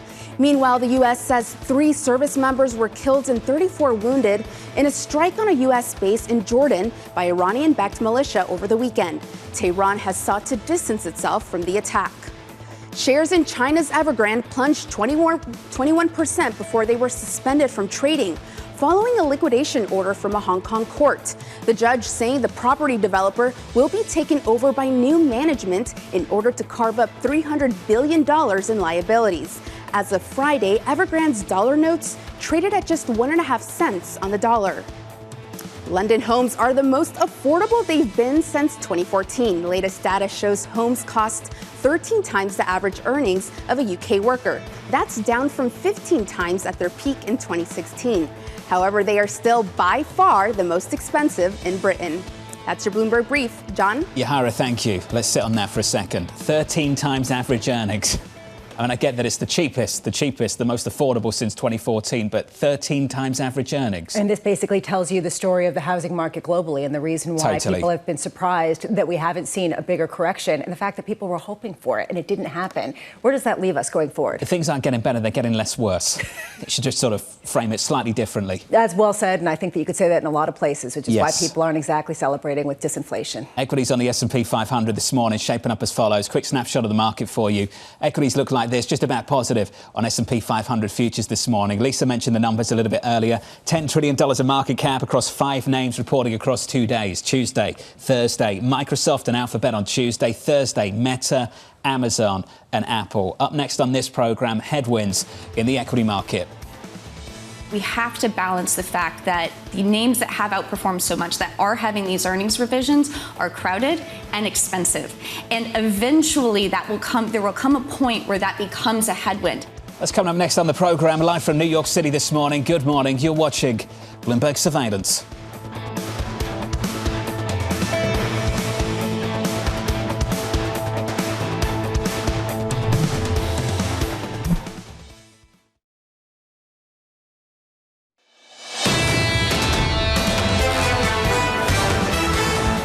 Live from New York City this morning. Good morning. Stage is set as follows on the S&P 500, slightly positive by 0.07%. Yields are lower by 3 basis points, 410.46. Tension in the Middle East not showing up in the commodity market. Crude just slightly higher, 0.2% higher, 78.20 on WTI. Brent crude 83.70. Under surveillance this morning, headwinds in the equity market. We have to balance the fact that the names that have outperformed so much, that are having these earnings revisions, are crowded and expensive. And eventually there will come a point where that becomes a headwind. But there's so much momentum right now, you're sort of in the let your winners ride camp. But when something gets crowded and expensive, you're in the area for downside surprise. Investors watching out for a range of headwinds in 2024. Lynn Martin, the president of the New York Stock Exchange, outlining 3 principal trends that may shape global markets this year. Volatility remaining, a reinvigorated IPO market, and U.S. capital markets continuing to lead the world. Lynn Martin, I'm pleased to say, joins us at the table. Morning, Lynn. Thanks for having me. It's great to be with you guys. It's good to see you again. Let's start with the geopolitics. Clearly, the risk in the Middle East is front and centre after the events of the weekend. How does that contribute to this theme of high volatility sticking around for longer, in your view? Yeah, you know, the geopolitical environment's a quite complicated environment. I think we can all agree with that. It clearly impacts the U.S. equity markets and the global equity markets by contributing to volatility. The surprise factor, that's what's going to contribute to volatility. And this weekend's events were, one of those surprises, unfortunately. We've talked about this before, how capital markets might be increasingly polarized. Regionally, geographically, you might see a situation where it's U.S. capital markets for U.S. companies, Chinese capital markets for Chinese companies. Do you see it quite the same way? I don't. I mean, the U.S. capital markets are the envy of the world. They have withstood multiple pandemics, multiple wars, and they've really shown to be the best source of liquidity for a founder, for an entrepreneur to raise the capital that they need to change the world.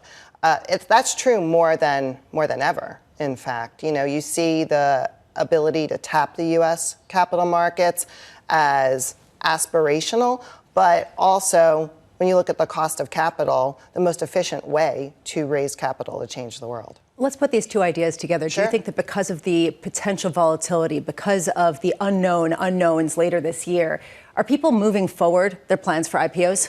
Absolutely. We have a tremendous amount of companies on the road. We're actually about to welcome a large one this week, Amer Sports, which is the holding company for Wilson, for Louisville Slugger, for a lot of the brands, our children and we use every day.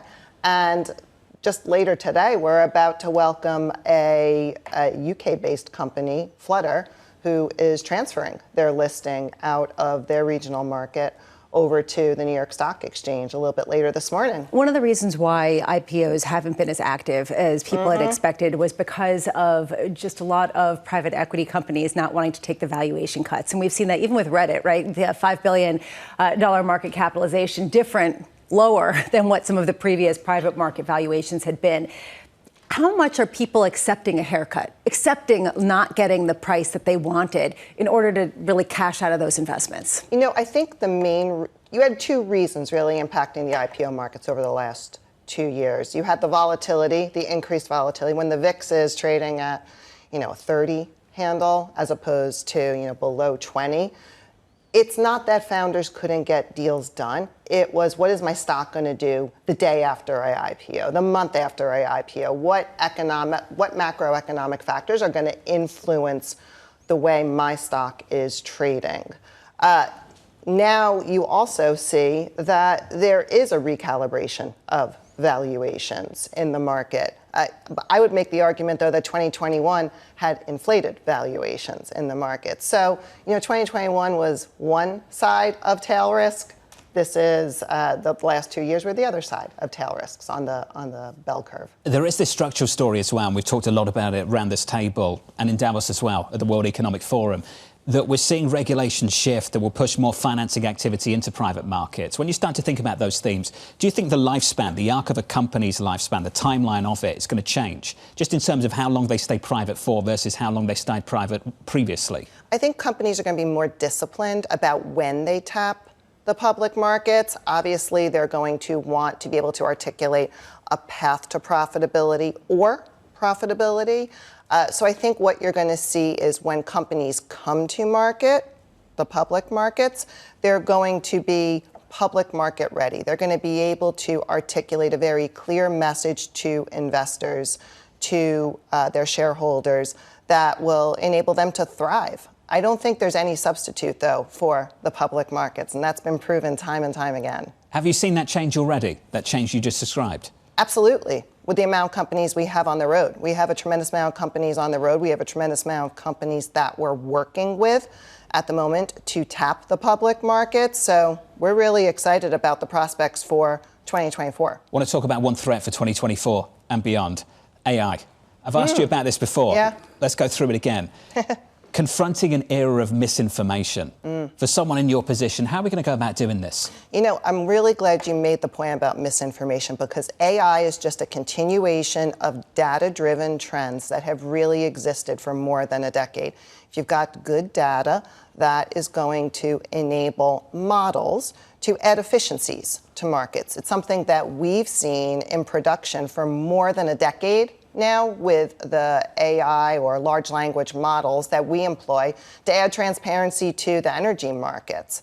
And as a result of the large language models that we have had in production for a decade, we've seen the more opaque parts of the energy market have tremendous amount of transparency, tremendous amount of liquidity added to them, particularly over the last couple of years. Did you guys see what happened with Taylor Swift and X? The AI sort of renditions of her, and that basically it was preventing you from Googling Taylor Swift. You couldn't search her on X because they were pornographic, artificially intelligence-generated images. But it sort of shows you some of the challenges in misinformation or just false videos. I am curious how many companies that are planning to IPO are tech companies are billing themselves as such. I mean, is it like 100% they're a tech company even if they sell furniture? You know, in this digital age, everyone uses technology. Everyone's a technology company. You sort of miss the boat if you're not employing technology in some way, shape, or form to drive your business forward. Who do you think right now is your biggest competitor, though? I mean, to John's point, the private markets, we've been talking about that for a long time, and there was this discussion about some sort of transfer. Is it just, you know, another stock exchange, or is it another avenue of financing? You know, I don't really think we have a competitor, because the role of the New York Stock Exchange is just very different than a traditional stock exchange or a listings venue. Our job is to be the stewards of the U.S. capital markets. And since the U.S. is such an important part of the global capital markets, we really are the stewards of the global capital markets, allowing entrepreneurs and innovators to tap the markets, to raise the capital they need in a cost-efficient fashion, and to democratize investing. You expect there to be a much more active year in the IPO world, and we have seen this with a lot of banks predicting much more active capital markets activity this year. How much is that predicated on significant rate cuts by the Federal Reserve? I think the market's already pricing in the rate cuts to a certain extent. The one thing that I'm watching is the discrepancy between the U.S. equity markets and how it's pricing in, call it 2 or 3 rate cuts, and then you look at the Fed fund futures markets. If you go further out in the curve, you know, towards the end of the year, it's pricing in probably 5 or 6 rate cuts. So there's a bit of discrepancy there. The reason why I'm watching that is because that's what's going to impact volatility. Really, volatility is what's going to, I would say, impact the IPO markets. But for the short to medium term, I think we're going to see some good IPOs. You wrote last year that 70% of IPOs executed actually couldn't meet the provisions on the New York Stock Exchange. What is the biggest provision that's holding some of these companies back from going to the NYSE? Yeah, so we've got a variety of quantitative standards. A lot of those are focused on the minimum amount of shareholders, the size of a company's float that they actually put into the public markets, as well as the minimum market cap of a company. And you're right, more than 70% didn't qualify for us last year, and that number was even higher in 2022. Amazing. Lynn, you're going to stick with us, I'm pleased to say. Lynn Martin there, the NYSE president's going to stick with us through the next 30 minutes or so. Let's touch base on the financial markets this morning. Equity futures on the S&P 500, slightly positive by almost 0.1% on the S&P. If you're not familiar with the calendar just yet, it is busy for the week ahead. It starts tomorrow with earnings after the close. You'll get numbers from the likes of Microsoft and Alphabet. Then Thursday, Meta, Amazon and Apple. The Federal Reserve is the meat of the sandwich on Wednesday. The cherry on top, Bramo, payrolls on on Friday. And in between, you get sprinkles, including jolts and Treasury refinancing agreement. So basically, you're talking about a completely packed week on all cylinders of potential volatility nodes. I say it all the time. It's my favorite week of the quarter. This is it. And it's earnest, and I actually agree with you. It's genuine. It's not like your description of being excited for the ECB. Okay, you're going to keep harping on that. Last I was week. not wrong. I mean, I shared that view too. Thank Coming up next, Chris Harvey of Wells Fargo, with stocks looking to extend 3 weeks of gains. From New York City, you're watching Bloomberg Surveillance.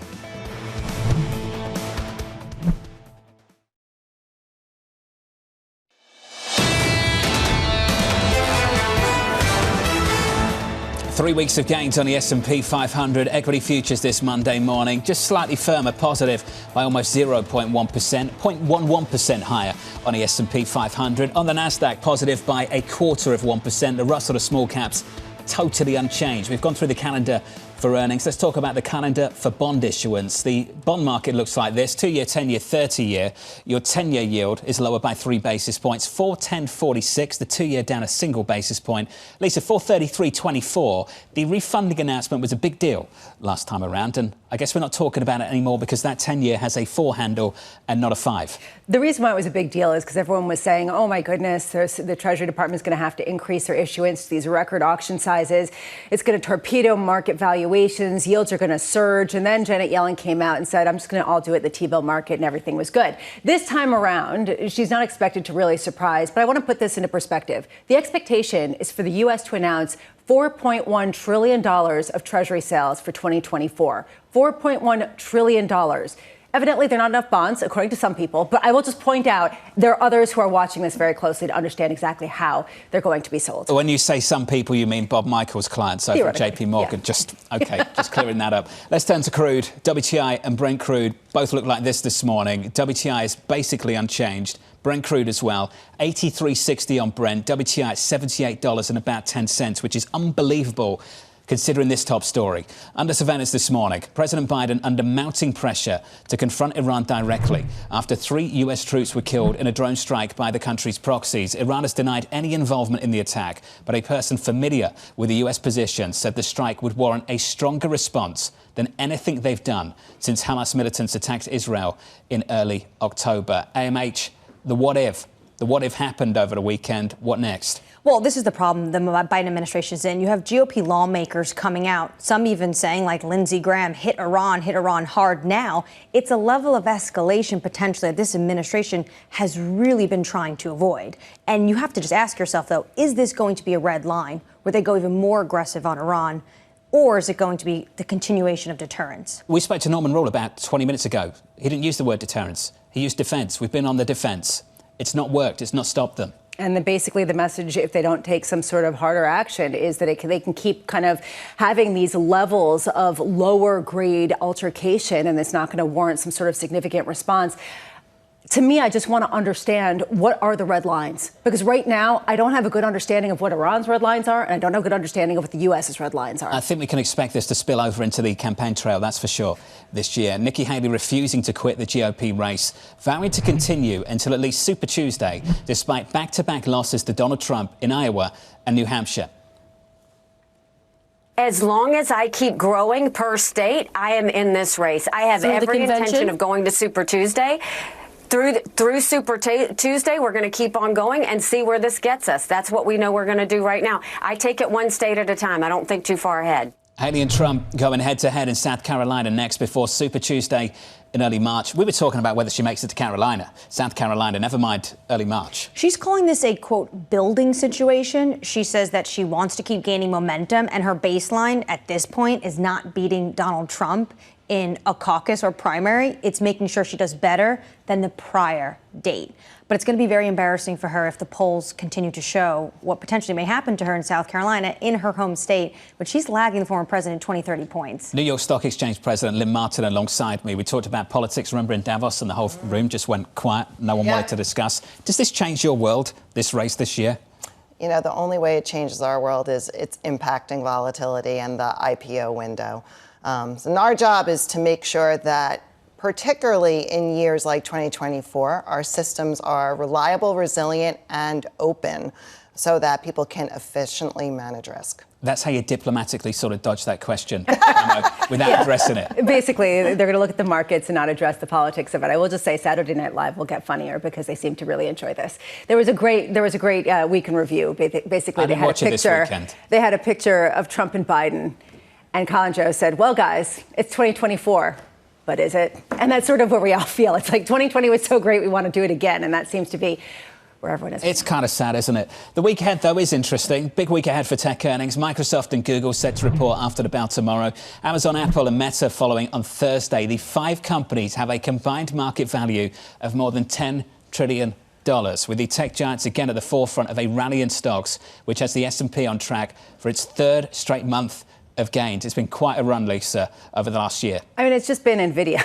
I'm sorry, I was looking at the gains. I mean, we're talking about big tech, yes, but there's sort of a hierarchy of big tech. NVIDIA's at the top, Microsoft and Google to some degree. At the very bottom, I mean, you have, Tesla, if they consider it, but you have some of them that are really at the bottom. So the question is, how vulnerable is this market to disruption, given that so much of the rally has hinged entirely on 7 stocks? Chris Harvey of Wells Fargo is going to make it interesting for us, maintaining his year-end S&P 500 price target of 46.25. Chris is with us around a table. Morning, Chris. Good morning. The path to 46.25, how difficult is this year going to be? That's going to be not so easy. But we do expect a lot of volatility. We haven't seen the volatility yet. And the one thing that surprises us is credit spreads at 90, IG credit spreads at 92 basis points over. That's dampening a lot of the volatility. The other thing is during earnings season, you have a lot of idiosyncratic information, hard for volatility to spike up despite some of the geopolitical. But on the geopolitical side, it is starting to get to be a bit of a worry. Lynn was talking about that high volatility as well. You went straight to credit and talked about how tight spreads were. Do you have to assume for your world to play out, for things to get harder, we're going to see some credit issues sometime soon? And where do they come from? Yeah, you have to see some credit issues because credit and volatility go hand in hand. And I think that's one of the reasons why volatility is so low. And the bid for, I think you were talking about Bob Michael before, the bid for rates, for duration, now all of a sudden at 5%, nobody wanted to buy duration. At 4%, everybody wants to buy duration. And in addition to that, what you're seeing is you're seeing the all-in buyers. It's less attractive now, but at the end of the year, you saw shorter duration paper really, really attractive. It was hard to lose money on that kind of paper. So you have people not buying because of credit, but because of the fatter yields and because they can make a lot of money on that. The break-evens are attractive. When you zoom out, the balance of risk seems to have shifted. At the end of last year, people were talking about maybe there was risk that things would just be so much better than expected and you'd miss out on the rally. Now it seems like it's on the other side, that if unemployment starts to pick up, if that weakness starts to pick up, that's what's going to really draw into question some of these tight credit spreads and some of these perfect valuations. Am I right? So Lisa, a couple of things there. One is we've seen a different mentality. It used to be that you wanted to buy low and sell high.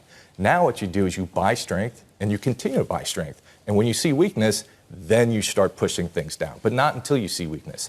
And then the other thing is with credit spreads this low, we don't see weakness with credit spreads this low. You don't see a recession with credit spreads below 100 basis points. So a lot of our assumptions, 1.5% GDP, not inflation, but unemployment going a lot higher, that's not associated with these kind of credit spreads. Those credit spreads are telling you that the economy is strong and the corporate market's even stronger.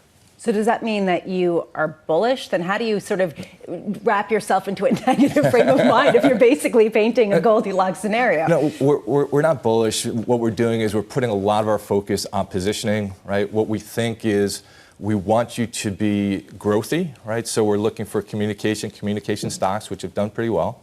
But we're also trying to be a little bit more conservative and saying, okay, you have some oversold situation in the market.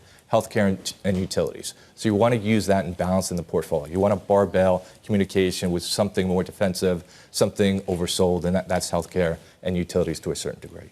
Lynn, when you talk about volatility, how much is really driven by an unexpected weakening in the economy? Is that what you're really referring to that is potentially the greatest supplier of volatility, or is it a lot of different things? It's a lot of different things. And the important thing to look at when you think about volatility, so there's the VIX, which is clearly the measure of equity vol, but then there's also the MOVE, which is our index, which is the treasury market vol. And those levels are still elevated.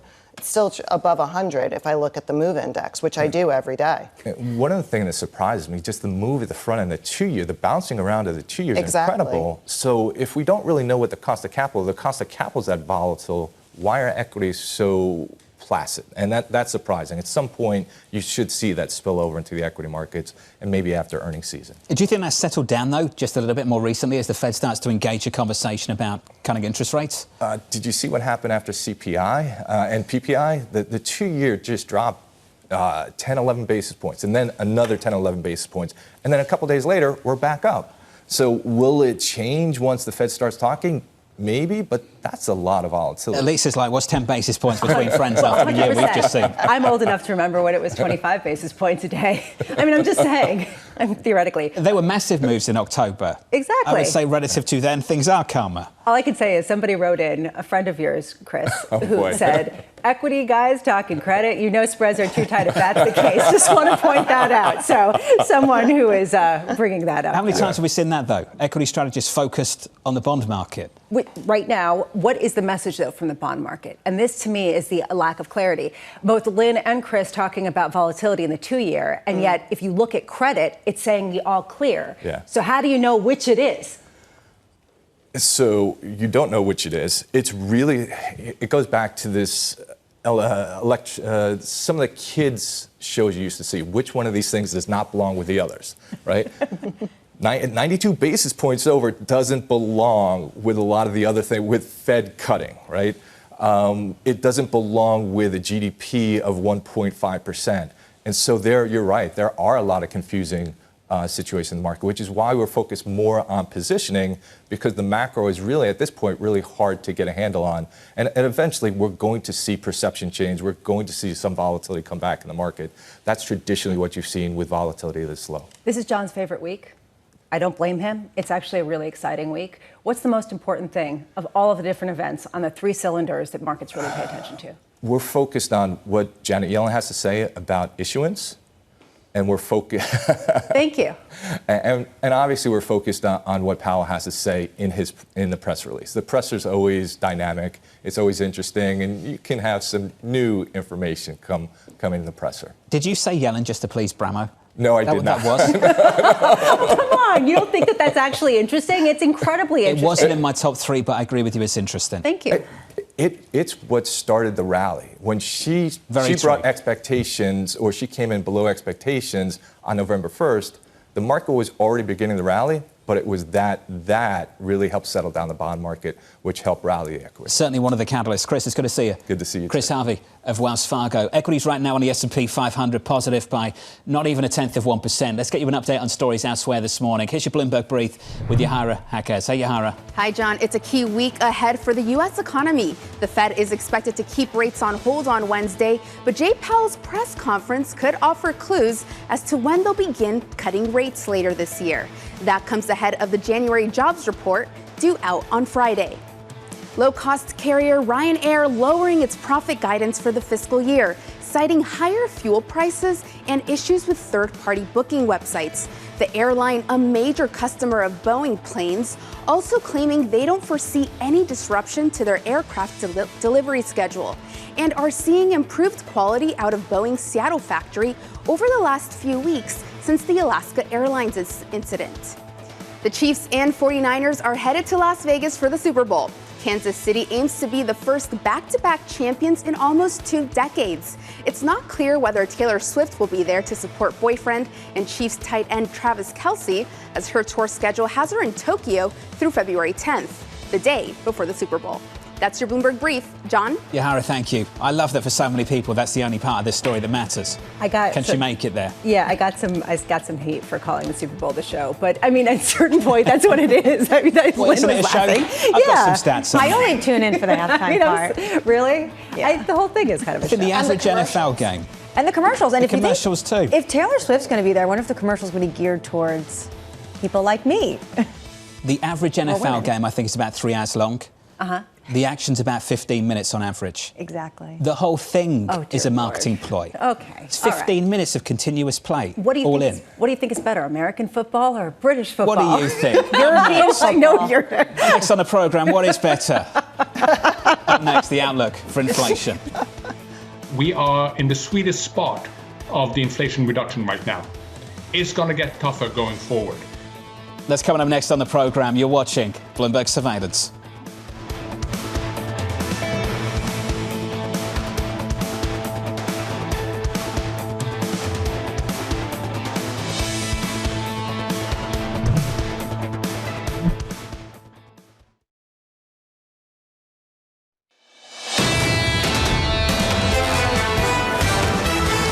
Stocks on the S&P 500 just a touch positive to kick off Monday morning. Good morning to you all. We're up here by 0.07%. Yields are lower by 3 basis points, 410 at 65. One eye on crude all morning, $78 on WTI. We are basically unchanged here, Bramo, even with that tension in the Middle East. People are learning just to shrug it off until they can't anymore. Unclear what's going to necessarily trigger that. But right now, there's no sort of signal that the U.S. is going to materially change its defensive stature. Unchanged on WTI and on Brent as well. Under surveillance this morning, the outlook for inflation. We are in the sweetest spot of the inflation reduction right now. It's going to get tougher going forward. It's not out of the question that not only does inflation stabilize, but once in a while you get the rate going up. And that would really impact perceptions. It is getting harder to grow in this global environment. US core PCE showing inflation cooling as 2023 came to a close. Andrew Balls, the global head of fixed income at PIMCO, writing the following. After major economies showed surprising resilience in 2023, we anticipate a downshift towards stagnation or mild contraction in 2024. The standout strength of the US is likely to fade. I'm pleased to say that Andrew joins us now. Andrew, new cyclical outlook. Great to catch up, sir, as always. How to navigate the descent? Can you just put a little bit more meat on those bones? Just how much of a descent are we about to confront over the next year? Yeah, so globally in the US, but in Europe, across most markets, we're expecting interest rate cuts this year. You know, this comes after the very big hiking cycles that we saw, and we see inflation peaking and growth peaking, and then there's a lot of uncertainty as you go into this year. The US has been a standout in 2023, stronger than the consensus expected. A lot of people thought there would be a recession last year. We think that probably the US is going to slow down this year, kind of catching down with what we are seeing in Europe. And then the baseline is pretty benign, I would say. A slowdown, but not a deep slowdown, a rise in unemployment, but not a really big rise in unemployment. And that should be enough for inflation to come down towards central bank targets. We've had a lot of good news already on inflation, but then just very big uncertainty about all the different parts of the puzzle and how it comes together. So it's going to be a really kind of interesting year for active managers and a lot of risks to guard against. Andrew, you talk about a slowdown and underperforming, or at least a right-sizing of the U.S. economic outlook this year. You talk about things slowing. Do you think right now investment-grade corporate credit in the United States, with a spread of 92 basis points, 12 basis points away from the cycle lows that we saw just 3 years ago, do you think that that's overpriced, priced to perfection, not something you'd want to buy? So I think in the baseline, investment-grade credit looks okay. And I agree, you're not going to see an awful lot of tightening from here, but you earn the income and very high-quality issuers, very default remote. But then you have the risks around the outlook. And when economies are slowing down, you can certainly get a lot more than anticipated. Judging the impact of the tightening cycle that we had before is something which is very difficult. So I think investment-grade credit looks fine, but it makes sense to guard against lower-rated credit, more economically sensitive, more leveraged parts of the market. And when you have really good prospective returns from high-quality fixed income, the returns on sovereigns look pretty good here. The return on investment-grade credit, U.S. agency mortgages. When you can do well up in quality with these high quality fixed income instruments, then you don't need to go down in quality. You don't need to go to the more leveraged, more economically sensitive parts of the market. So good returns are possible, and keep your options open as we navigate this year as we go through to see the balance in terms of growth and inflation risks.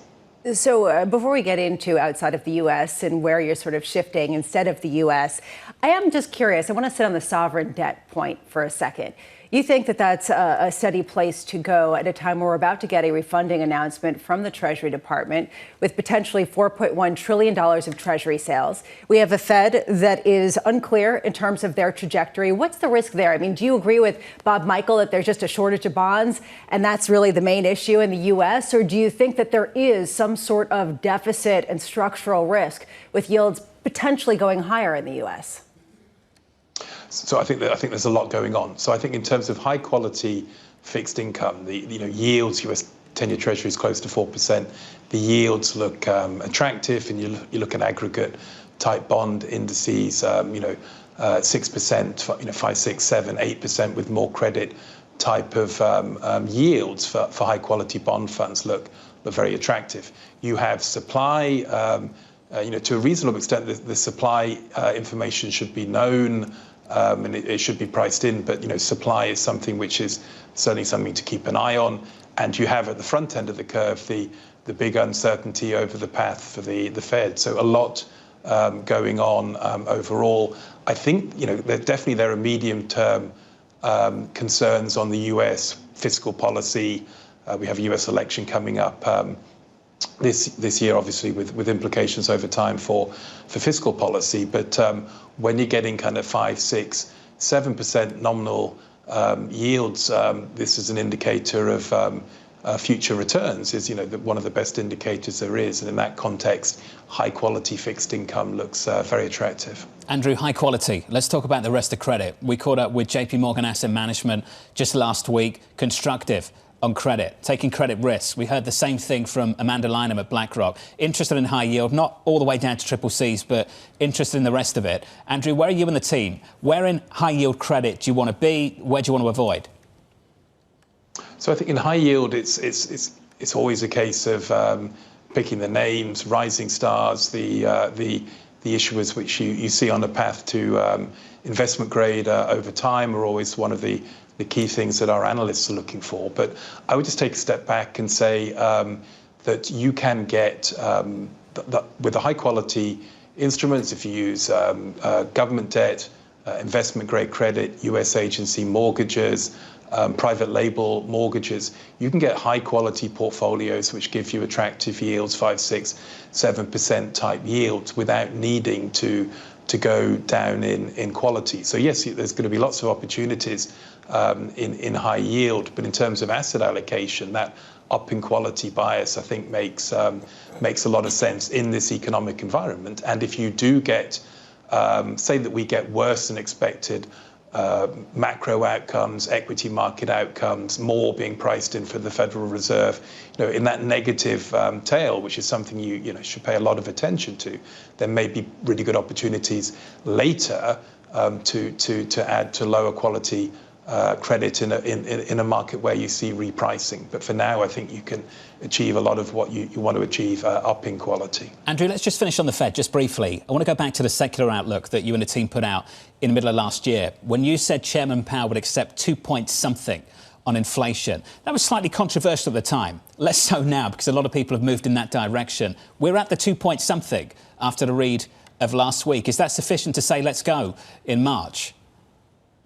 Well, I think they have optionality, and I know you've talked about this on your show, but the gap between CPI and PCE is something which is important, and it gives them optionality. So I think overall, I don't see why they would be in too much of a rush. The inflation data is improving, but the GDP data still remains quite strong. The labour market data remains strong. So our best guess is that they'll certainly keep their options open for March, but it's more likely that they go later in the year. But if the PCE does clearly give cover, given the wedge, given the medical related costs there, if they wanted to ease earlier, that certainly gives them cover. And inflation coming down below 3%, it gives you the wherewithal to start easing monetary policy over the year. You don't need to come all the way down to 2.0. But I think that clearly there's enough in the inflation data now that this is a matter of timing for our taste. There's quite a lot priced in for this year, given the ongoing strength of the labour market data, the broader data. But this could change, obviously, through the course of the year. Andrew, thank you. Andrew Balls there of PIMCO, and thank you to the brilliant Lynn Martin, the NYSE president, joining us around the table for the last 40 minutes or so. From New York City in the next hour, Major General Patrick Ryder of the US Department of Defense, David Leibovitz of JP Morgan Asset Management, Robert Sokin of Citi, and Mandeep Singh of Bloomberg Intelligence. A massive week ahead, a preview next hour.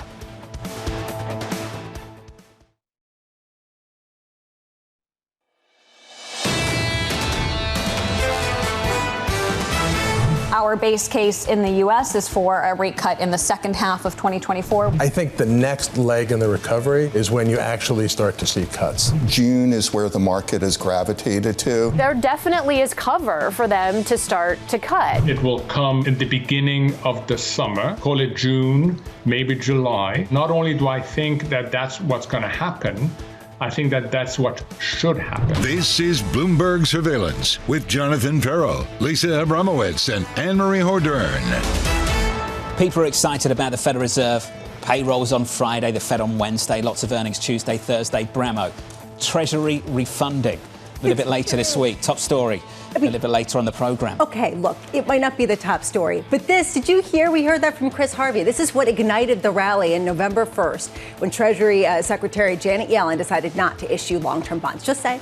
It contributed to the move, we should say. I think we say that the catalyst for the move, ultimately. Chris Harvey of Wells Fargo on with us a little bit earlier, looking for 4,600 there and thereabouts on the S&P. Dominic Constam earlier on this morning from Mizuho, suggesting that unemployment can climb to 6 or 7% by year end. That is a very, very different call than what we've heard so far this year. And it was predicated on this idea that inflation is actually a leading indicator. And the disinflation that we've seen is a leading indicator of some of the weakness that we will see in some of the economic figures.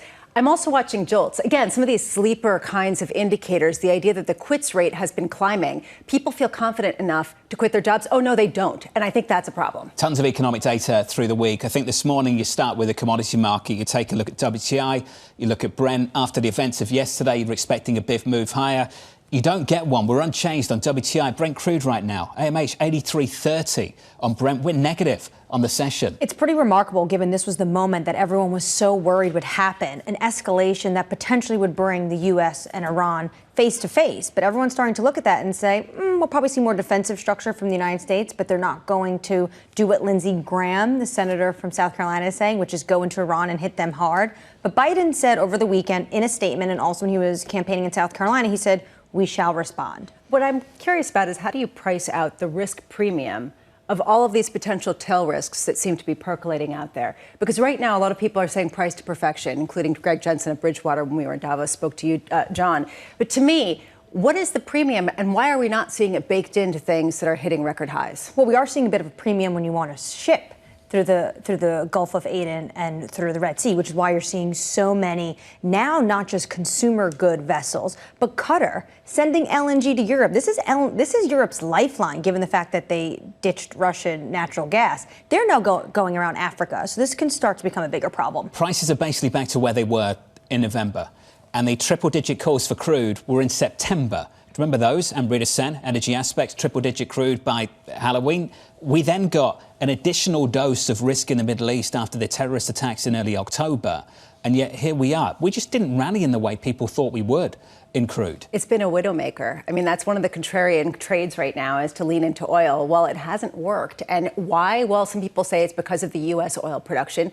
Other people say because right now there isn't anything that would truly disrupt oil shipments. That's the reason why Friday's move was probably more notable than today's in response to an attack on a Transfigura oil tanker that was carrying some Russian oil. And last week, crude, of course, rallying by more than 6% on the week. I think the biggest weekly gain going back to September. The broader price action right now on the S&P 500, we're totally unchanged, not just on crude, but on S&P 500 futures as well. In the bond market, yields are lower by 3 basis points. The 10-year 4 410.46. And in foreign exchange, the euro slightly weaker, dollar stronger here, 108.19. Coming up this hour, in the third hour of Bloomberg Surveillance, David Leibovitz of JP Morgan on a big week for equities as tech earnings begin. Citi's Robert Sokin on his rate cut call ahead of the Fed's decision later this week. And Major General Patrick Ryder on increasing pressure on President Biden to act in the Middle East. We begin with our top story. Markets showing caution ahead of a Fed decision and big tech earnings. David Leibovitz, global strategist for multi-asset solutions at JP Morgan, saying this: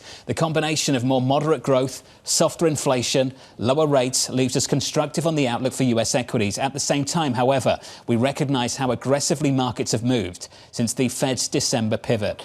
David, I'm pleased to say, joins us around the table. Morning, David.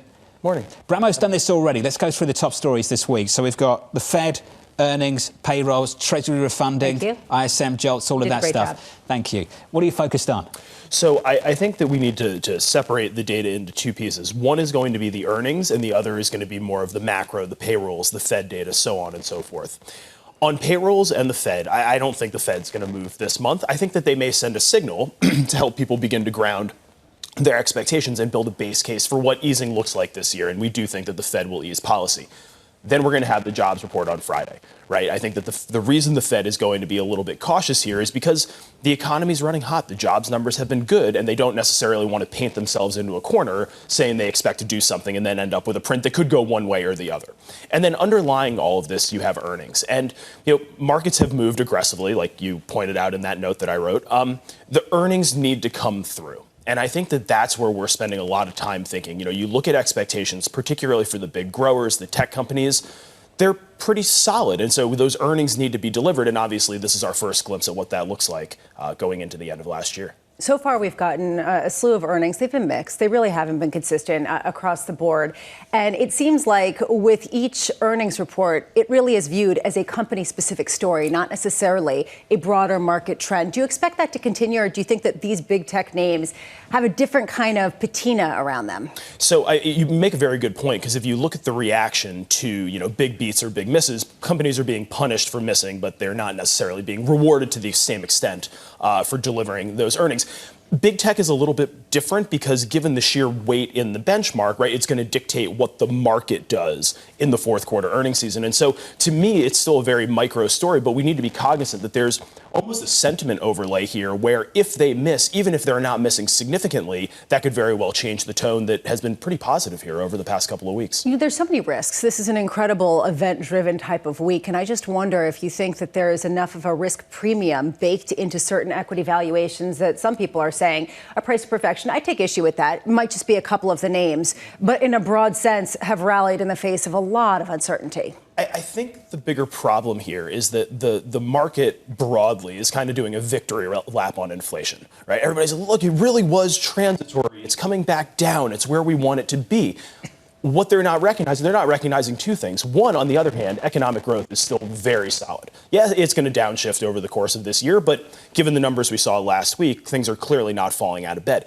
The other thing that people need to weigh is that the balance of risks is now becoming more balanced. It's not just about inflation. It's about the top side and the downside risk to economic growth going forward, and I'm not really sure that that's being accurately priced in the current environment. Dominic Constant of Mizuho was on the program in the last hour or so. He was pretty emphatic about what he thinks about inflation. He said it's a leading indicator.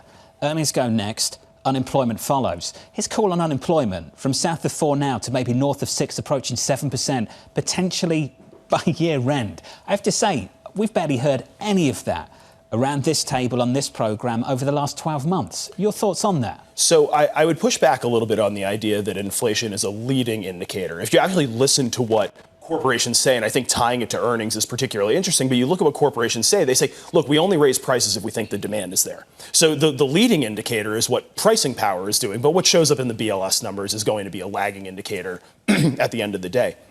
The comment about unemployment is interesting because there are more people that are pounding the table saying we think that growth is going to slow materially. Some people saying that growth may even have slowed materially into the end of last year, although the numbers don't necessarily confirm that. I think that the question here going forward is how much cooling do we need to see in the labor market, and can we continue to destroy job openings without destroying jobs? If we can do that, then the path to 2% without a recession should be relatively smooth. if we boil the toad and we do get that back up in unemployment, I'm not sure we go to 5-6%, but I do think that we move materially higher from here. I love the expression boil the toad. It feels like we're in kind of this moment of boiling things. But I'm curious, his point, just to sort of stick on what he was saying that disinflation actually creates smaller profit margins for some of these companies and will actually lead to layoffs. It's not that it's necessarily a leading indicator, but that itself could cause a greater degree of unemployment. How much are you seeing the disinflation that's coming through in the numbers being a real negative for the bottom line for a lot of these companies that are reporting? Well, so I think that I would make two comments there. One, yes, I mean, logically, that very much makes sense. Your margins get squeezed, your earnings come down. You need to either cut back on your CapEx, and there's not a lot of CapEx today, or you reduce your labor bill, and so you let people go. What we've seen over the past couple of years, though, is a real hesitancy to part ways with labor. I still think we're in an environment of labor hoarding to an extent. And when you look at some of those kind of headline job cuts that we've seen, they've been made more in a preemptive way rather than a reactive way. And so I'm not so sure that people are willing to kind of cut the cord and let people go the way that they have been in the past. That said, when it comes to the economy, it's important to remember that the S&P 500 companies aren't going to dictate what happens with the unemployment rate and payroll job growth, right? That's about small and medium-sized business. And so one of the things that we're particularly focused on going forward is, are we seeing a growing divergence between what the Fortune 500, the S&P 500 names are doing and what's happening on Main Street across the United States? What about consumer sentiment? You talk about Main Street. We had all of this household income, the COVID money really was piling up, and now people are actually going back to credit card debt. At some point, when is that going to be really impacting the data? So we've seen the rise in credit card debt. You can see it in the national statistics, the Chase data, the Bank of America data, so on and so forth. Importantly, if you normalize that based on cash flow, the overall kind of income ratio doesn't necessarily look all that nefarious. But, I mean, we are seeing late cycle signals. I don't want to be sitting here suggesting that we're at the beginning of some new economic expansion. We are seeing things begin to move towards that late cycle environment. I think that the deterioration we've seen in sentiment, the increase in credit card debt, the lower savings rate, I mean, the list is becoming longer and longer and more distinguished.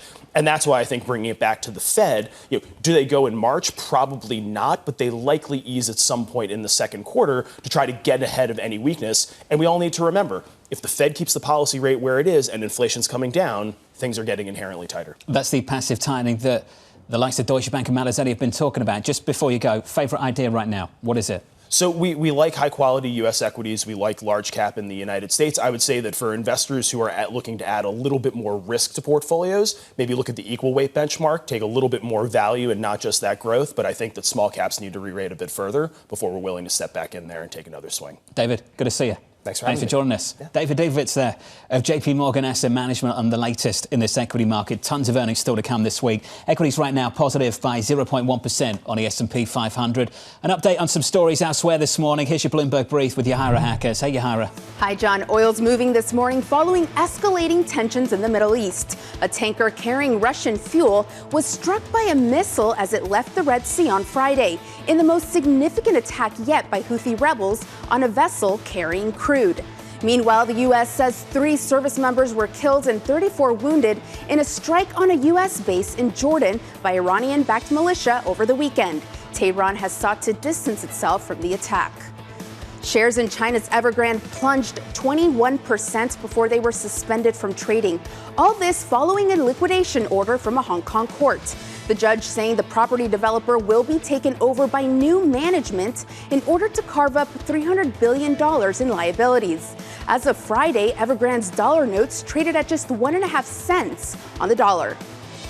Blackstone is betting big on AI through its $25 billion investment in data center operator QTS. The private equity giant took over QTS in 2021 in a $10 billion deal, and now it's bankrolling the development of new data centers across the U.S.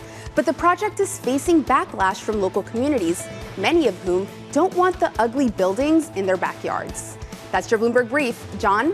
Yahira, thank you. Up next on the program, pricing in the Fed's first cut. You probably do need some more weakening in the labor market. You need growth to slow for the Fed to really get back to 2% in a sustainable way. And we're just not seeing growth really slowing that much. That conversation is coming up next. You're watching Bloomberg Surveillance Night from New York City. This is Bloomberg.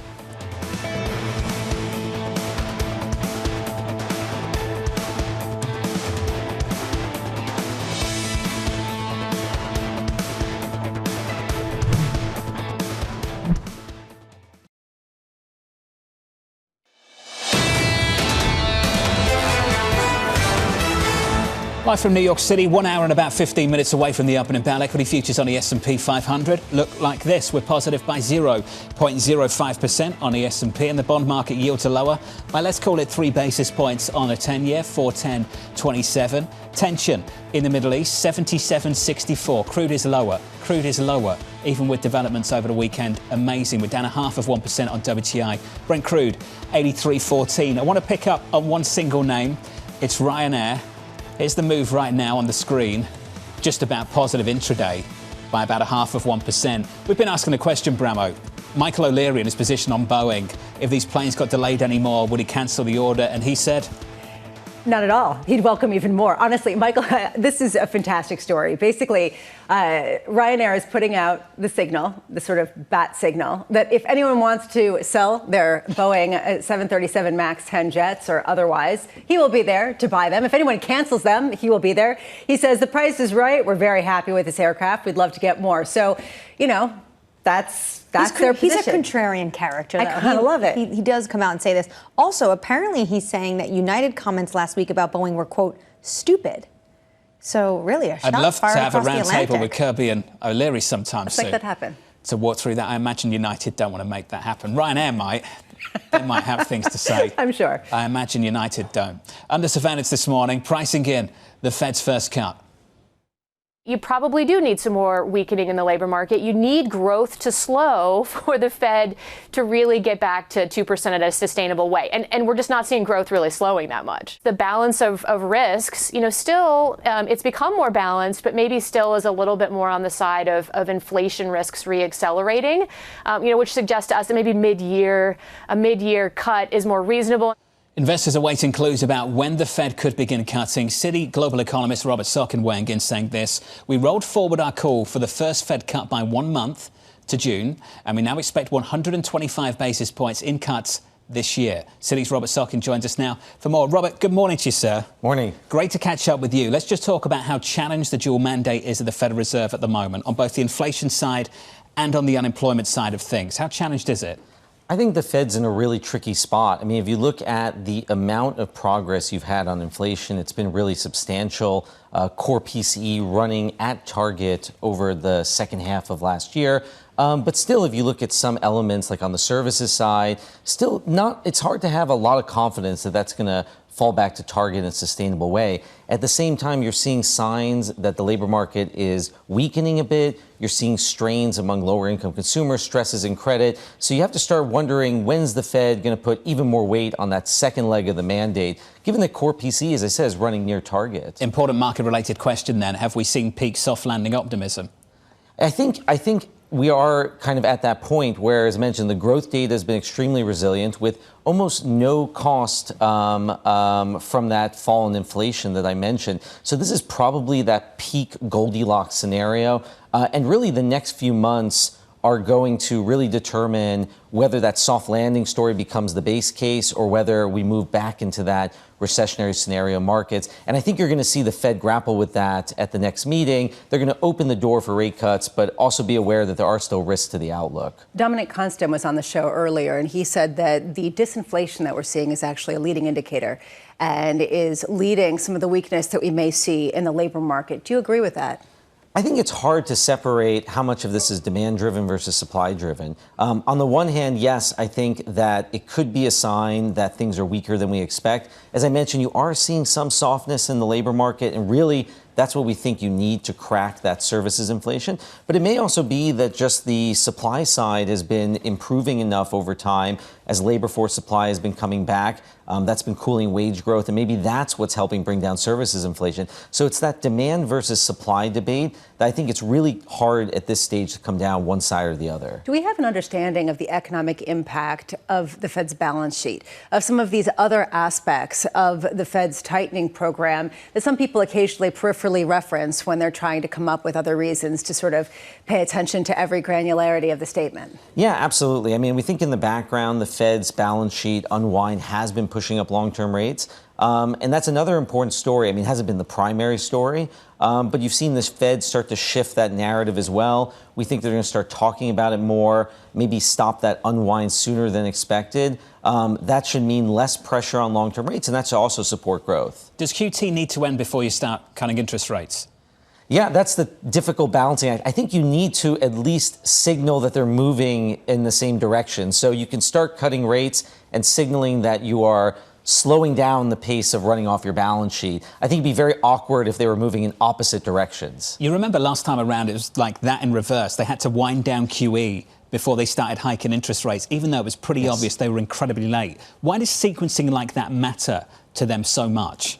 I think here they're trying to learn from their past mistakes. I think that was probably a past mistake. And I think they want to send a consistent message to markets that if policy is going to start moving in an easing direction, that's consistently moving in an easing direction. Do you think that it's been a consistent message to markets that markets matter or don't matter in order to for the Fed to achieve its ultimate goals? I mean, I was really struck the December news conference with Fed Chair Jay Powell, the fact that he did not come out and push back against some of the easing that we saw in financial markets.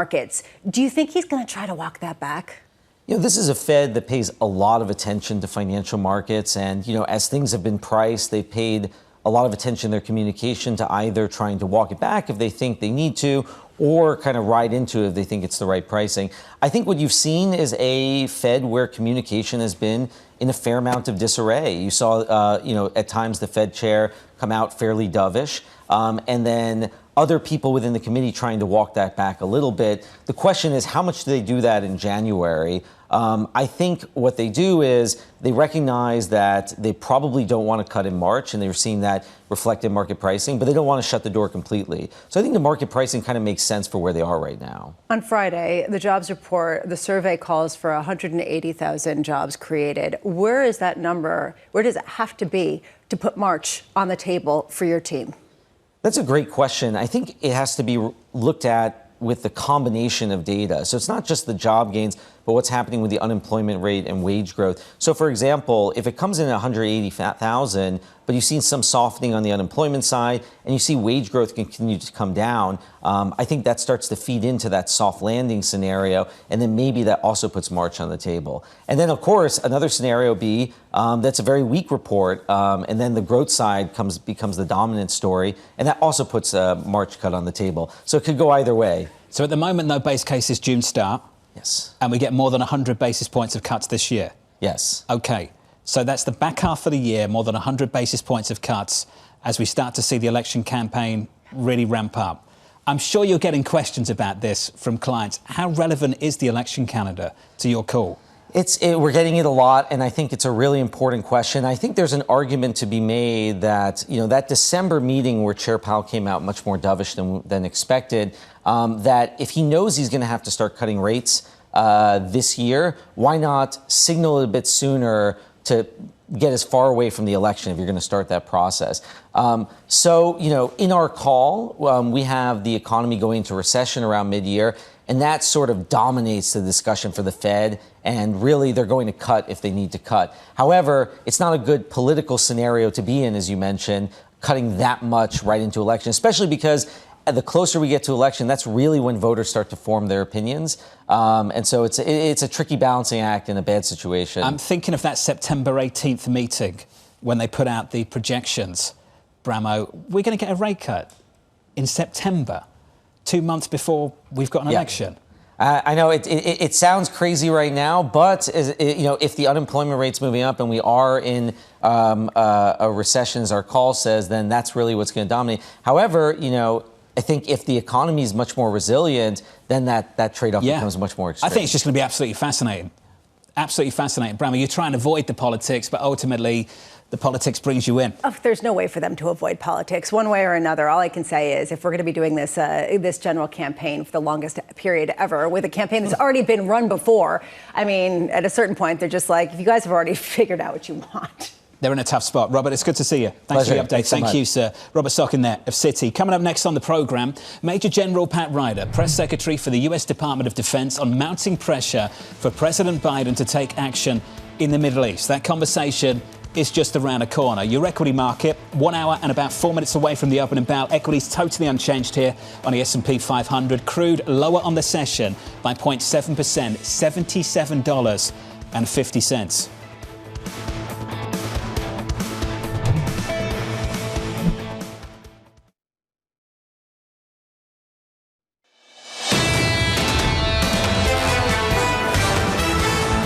Live from New York City this morning. Good morning. 60 minutes away from the opening bell in New York to kick off a brand new trading week. 3-week winning streak on the S&P 500. Looking to see if we can add to that. Plenty of obstacles in the way. Loads of earnings, a Fed meeting, news conference with Chairman Powell, payrolls on Friday coming up as well. Equities go nowhere on the S&P, going somewhere on the Nasdaq higher by 0.14%. In the bond market, 2-year, 10-year, 30-year. Shape of things as follows. Yields lower by 3 basis points. On a 10-year, 410.46. On a 2-year, down a basis point or two to 433. And just to round things out with crude at the moment, negative on the session. Session lows, just absolutely unbelievable. We're down 0.6% on WTI to 77.50.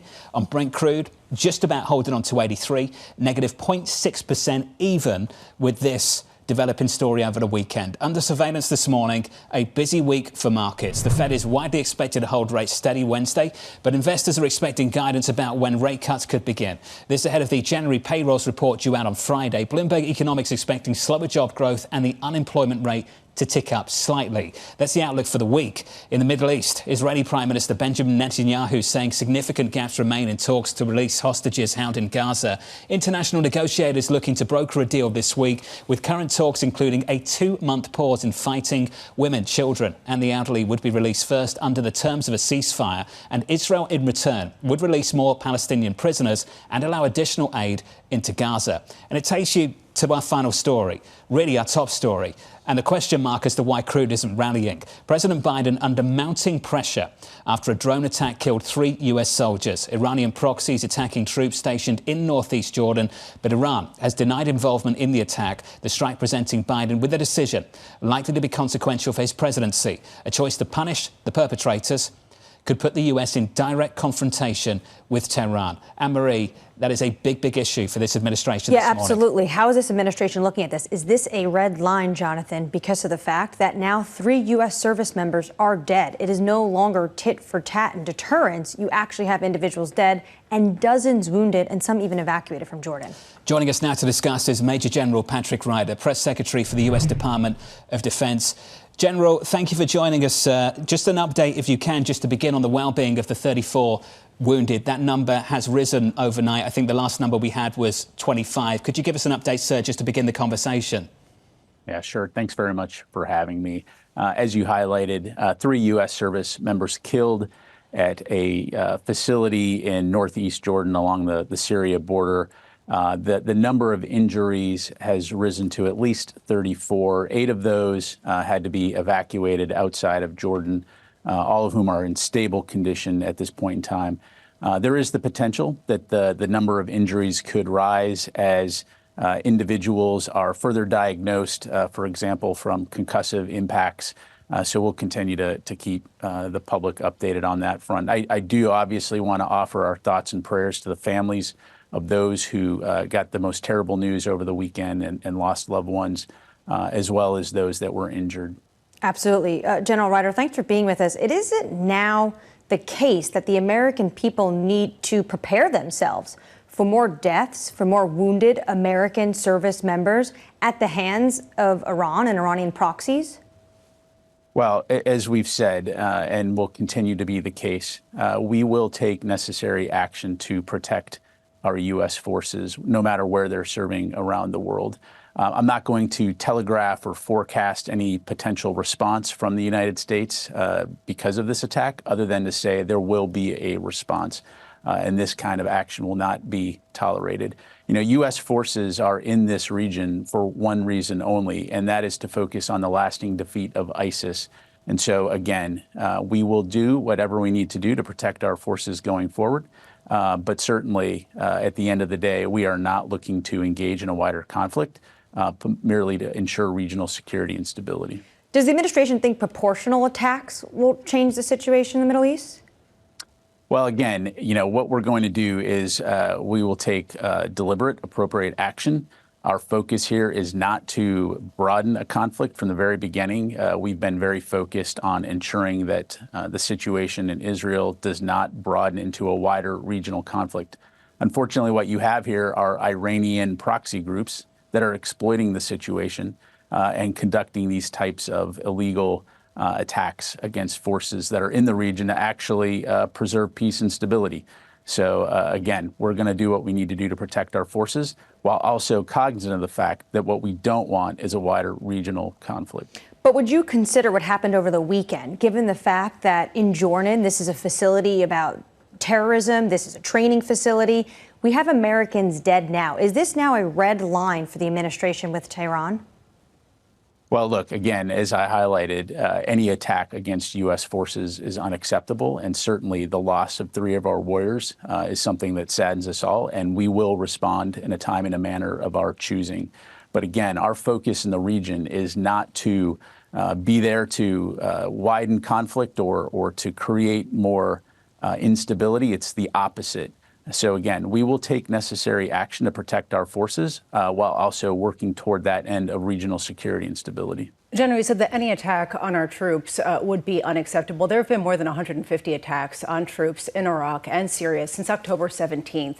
How much do you think that what you've done so far, what the administration has done so far, has effectively subdued additional attacks, has sufficiently protected some of these troops? Well, to your point, there's been over 150 rocket and UAV attacks. And to this point, those air defense systems have worked extremely well in terms of protecting our forces. We're taking a look at this situation here and how this UAS was able to strike this facility and kill and wound U.S. service members. But again, everywhere that we have forces, we're going to take all necessary measures to protect those forces. Is this an act of war by Iran?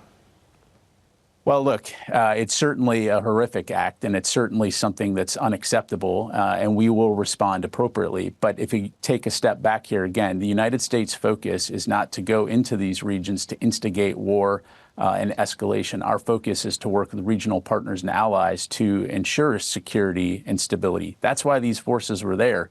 You all remember about 10 years ago when ISIS was 24 kilometers outside of Baghdad. We don't want to go back to those times. And so that's what our focus is. But when our forces are threatened and when they're attacked, we will take appropriate action.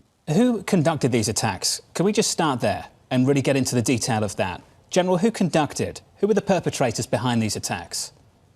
Yeah, so what we know right now is we are very confident that these attacks, this particular attack against this facility was by Iranian-backed proxies. We're working through the actual attribution piece right now, but of course it carries the signature of Kataib Hezbollah, which has conducted attacks in the past. But this is something that we continue to look at specifically. And when you look at this, just for people following this and listening to what's been developing in the Middle East over the last month or so, how big is the difference between those groups and Iran themselves? Well, for a long time, Iran has used proxy groups around the region to enable itself to have plausible deniability, enable itself to implement policy, and importantly, to essentially try to expel the United States and other countries that are at odds with its own policies and views from the region. And so this is, in a large part, what you are seeing in Iraq and Syria is that these proxies, and to a degree Iran, exploiting the situation, the tensions in the Middle East in an effort to try to expel the United States and the coalition from Iraq and Syria. And again, those forces, particularly in Iraq, are there at the invitation of the government of Iraq to assist in the lasting defeat of ISIS. That is the mission that we're there for, and that's what we continue to remain focused on. Does Iran have plausible deniability this morning? Look, we know that these groups are backed by Iran with the support of Iran. They organize, train, and equip these groups, and we will hold them accountable. You will hold Iran accountable or these groups accountable? And I think, Major General, as you know, this is the issue. Which one is it? Look, again, I'm not going to telegraph or forecast our response. We know that Iran is behind these groups. We're not seeking conflict with Iran. We don't seek war with Iran. But again, we will take necessary measures to protect our forces And we will respond in a time and manner of our choosing. I think we understand that's the position of the government this morning. So, Major General, forgive me for following up on this, but I understand the US doesn't seek war with Iran. Does Iran seek war with the US? Well, look, I'm not going to speak for Iran. I'm not an Iranian government spokesperson. We know that their actions and their malign activity around the region are certainly contrary to peace and stability. But we will continue to remain focused on our goal, which is regional peace, security, and stability. But again, if our forces are threatened, we will take appropriate action. We will ensure that those forces will be defended. General, we know that Lloyd Austin is expected to return to the DoD today. Can you just give us an update on his health after he was missing for about a month outside of the Pentagon? I wouldn't say he was missing. We've known where he's been. But yes, he is expected to return to the Pentagon today, and we'll be working from here. We'll be hosting a bilat with the NATO Secretary General a little bit later this morning, and we're certainly looking forward to him coming back into the Pentagon. As you saw in our statement last week, he continues to recover well. His prognosis is excellent. He does continue to have some physical therapy associated with some lingering leg pains, but he's doing very well. Besides the NATO Secretary General, what kind of meetings is he expected to have, or potentially has he already had, with Congress to build some sort of bipartisan support, coalesce around an idea of what the policy should be going forward when it comes to this issue that Jonathan's talking about on how to deal with Iran and their proxies? Well, the Secretary has been actively engaged with multiple leaders to include the White House, with U.S. Central Command, with the Chairman of the Joint Chiefs of Staff, and, of course, maintains regular contact with Congress on a variety of issues. Look, we all understand the serious nature of what we're dealing with here. Again, working very hard to prevent a wider regional conflict while at the same time ensuring that our forces can operate safely and securely. And so that will continue to be a main focus going forward. The Secretary is, of course, actively engaged on all those matters, as well as other issues around the world, to include Ukraine and the situation in Gaza. Major General, appreciate your update this morning, sir. Hopefully we can continue the conversation through the week ahead. Major General Patrick Ryder there on developments in the Middle East. I think I could speak for all of us. Our hearts and minds are with the families affected by the events over the weekend. And now it's about a response. Annmarie, what is that response going to look like? That's the question we asked him, and he didn't want to forecast it just yet. The question is whether or not the United States is going to do a response of deterrence and defense or an actual attack against one of these proxy groups. And I'm not just talking about taking out their missile equipment and degrading how much they can strike American individuals or vessels going in and out of the Red Sea, but actually going after a senior leadership position to send a message. Well, the senior leadership of who? And I think that this is what you were asking about. Is it from some of the proxy groups, or is it Iran directly? How do you have a tit for tat where you don't cross a red line that you don't know what it is, when neither group really wants full-out war, but both group really is, I guess, trying to escalate on a sort of smaller scale levels? It's a very difficult situation to get your hands around. Super complex. Continues to be. That's the latest on the Middle East. Let's get you an update on stories elsewhere this morning. Here's your Bloomberg Brief with Yahara Hackers. Hey, Yahara. Hi, John. Amazon will back out of a $1.4 billion deal with Roomba maker iRobot after a veto threat from the EU. European Council Vice President Margaret Vestager told Bloomberg earlier this month the burden was on the companies involved. In any merger, it is so that if we have concerns, it is for the businesses either to address these concerns by debunking them or by addressing them by coming up with remedies that will solve the problem. And if a company say we will not come up with remedies, well, then, of course, we expect that they have good arguments. The EU warned Amazon would be tempted to demote similar products on its marketplace. Amazon is expected to pay iRobot a $94 million termination fee. In the wake of the announcement of iRobot, the CEO is stepping down and the company is cutting jobs.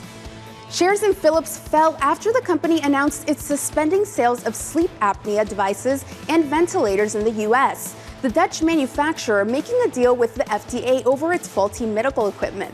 Speaking to Bloomberg, Philips CEO said the company doesn't see any notable harm done after extensive tests done on the devices. Still, Philips is facing thousands of lawsuits. U.S. and Chinese officials are set to discuss the fentanyl crackdown. High-ranking members of the DEA, Homeland Security, and more are set to meet with their Chinese counterparts on Tuesday. It's the first sit-down meeting following President Biden and President Xi's November pledge to renew counter-narcotics operations. Biden is eager to make progress on the issue, with opioids and border control becoming two hot-button issues in the 2024 election. And that's your Bloomberg Brief. John? Yahira, thank you. Coming up on the program, it's bigger than the market cap of most benchmark indices worldwide. It's 5 names in America reporting earnings, $10 trillion of market cap over just 2 days, Tuesday and Thursday. Up next, big tech on deck. When you think about what has been holding up the market, has been propelling us higher, it's those big tech companies. That's next on the program. You're watching Bloomberg Surveillance.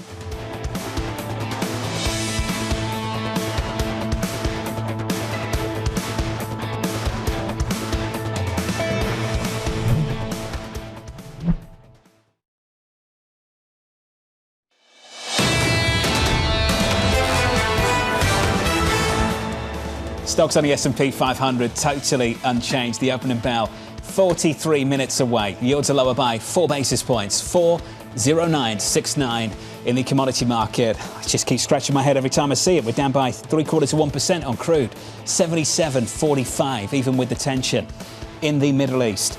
Under surveillance this morning, big tech on deck. When you think about what has been holding up the market, has been propelling us higher, it's those big tech companies because they really have an outsized influence, not just in terms of price performance, but in terms of earnings. So we certainly do hope that those companies deliver. Earnings from 5 of the Magnificent 7 stocks due out this week. Microsoft and Google coming tomorrow, ahead of Apple, Meta, Amazon on Thursday. Mandeep Singh, senior technology analyst at Bloomberg Intelligence, joins us now for more. Mandeep, these stocks have had quite a run, haven't they? Are these earnings going to back it up? I think so. And look, in the case of Microsoft and Meta, the top-line growth expectations are the highest. You compare it to Apple, flat top line. So clearly, there is a divergence in expectations. The key for me is how much incremental revenue is Meta going to generate from Gen AI or Microsoft. In the case of Microsoft, they're the only ones who have quantified it's 2% from Gen AI workloads. It'll be interesting to see how much they ramp up their CapEx and what that would mean in terms of top-line expectations going forward. So let's pick out Meta. We used to say you can't cut your way to growth. Meta's got different ideas, doesn't it? I mean, look, their business model is such where they can cut a lot, which they've shown in the past year. And, if they keep launching new products, the core business, even though they have engagement issues, they've been able to ramp up ad loads. Look at your ad feed for the Blue app. It's full with ads. And still they have 2 billion users logging into the app every day. So clearly, it is a sticky product. And they're able to pull that lever where they increase the ad loads, lowered the cost base, and that's what's driving the stock here. When it comes to Meta, and to some degree Apple, not so much. We'll get to Microsoft and Google in a second. How much are you listening for what they say around artificial intelligence, and how much is that really going to be noise versus some of the advertising that you're talking about and the actual revenue-producing aspects of their business? Yeah, so to me, Gen AI monetization right now is clearly around workloads. You want to run your large language model workloads on these clouds. And these clouds are the ones who are buying the NVIDIA GPUs. So there's a real inflation on the chip side. In fact, Microsoft did say their gross margins is going to take a hit because they can't match the revenue that's being generated from these workloads. But these workloads are sticky. These are multi-year workloads. So once they have the customer, if the margin expansion will happen. Hold up. Are you saying that NVIDIA's gain is Microsoft and Google's pain right now? All of the software companies. Software is an 80% gross margin business. What is happening with the inflation in GPU prices is it's going to hit all the software guys who rely on chips because they have to pay up more. The gross margins will come down. Question is, can they pass it to the customers? And the answer right now is Microsoft has the best mousetrap because they have the OpenAI partnership. So they give you the best cloud to run your LLM. And over time, they'll be able to monetize it. The other ones are still figuring out, do I use Llama open source approach? Do I use Anthropic? And that's something to find out. Where is Alphabet in this race? I think if you'd asked us a couple of years ago who would win here, I think a lot of us would have said Alphabet and Google. Where are they? Well, so Alphabet has that vertical integration where they have their own large language model, Gemini, and they want it across their cloud portfolio on the devices. Think of Android. So they want to bundle the large language model with your Android ecosystem. And I think it's a very good strategy. The problem they're having is the search business is getting attacked from all angles.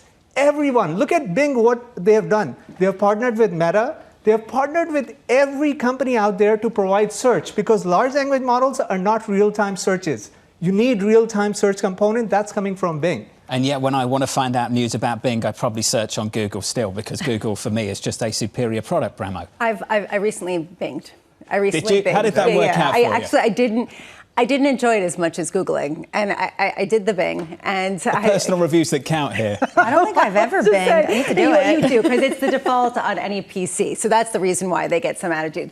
They get some eyeballs. I am curious, though. Google is potentially really in trouble. I mean, that's what I heard, at least from other tech people in Davos, who were saying, this was actually someone who actually could be disrupted.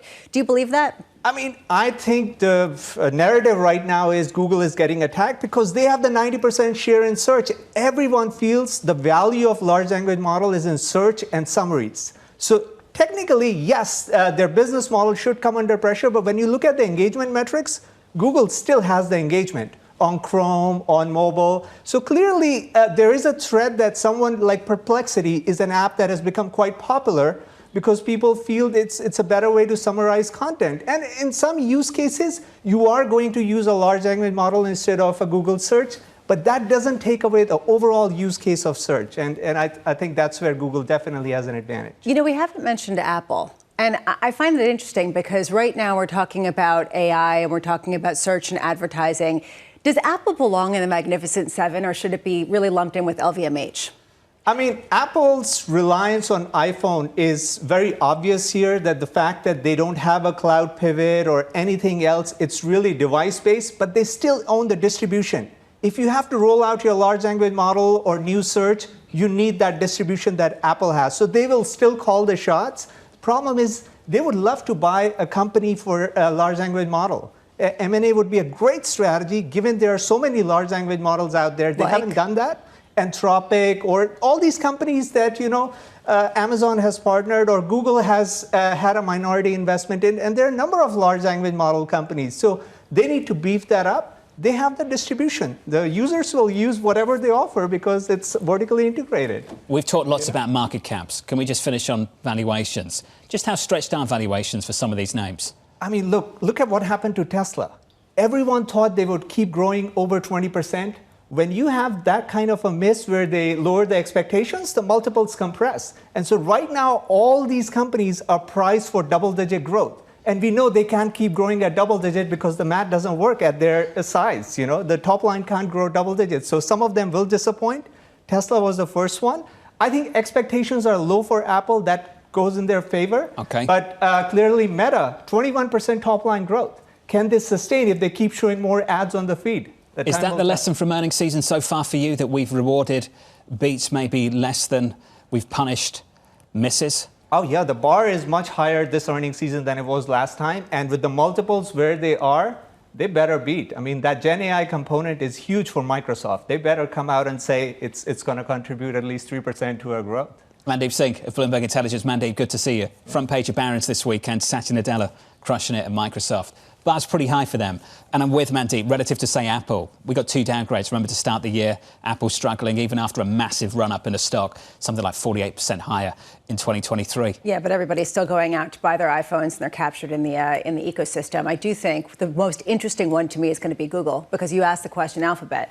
How much can they really compete with Microsoft, especially if they're being squeezed with NVIDIA chip prices and trying to pass that along to some of their cloud customers? What does it say about Bing that you actually have to say that I Binged? And that's like a thing, that you went on Bing once and searced for something. I just like saying what does that say? I Binged. Is it I Binged or I Bing? I Bing. I'm sticking with Google. The fact that we're still trying to figure this out. No, I know, but there's a steep hill to climb. But it's the default search, and at a certain point, if they try to get it to be a better kind of look, maybe they'll switch the name to, Moogle. Moogle. Okay. Thanks for that, Bramo. That kind of coverage coming up later this week. Don't miss it. Coming up through the week, those big five companies reporting Tuesday and Thursday, a Federal Reserve decision Wednesday, payrolls on Friday. Coming up tomorrow, through tomorrow morning, Brian Levitt of Invesco Jill Castell, CEO of Citizens Bank of Edmond, Nikolai Tangen, Deutsche Bank Investment Management CEO, and Stephanie Roth, Chief Economist at Wolfe Research. All of that and a whole lot more from New York City as we kick off a brand new trading week. Thank you for choosing Bloomberg TV. This was Bloomberg Surveillance.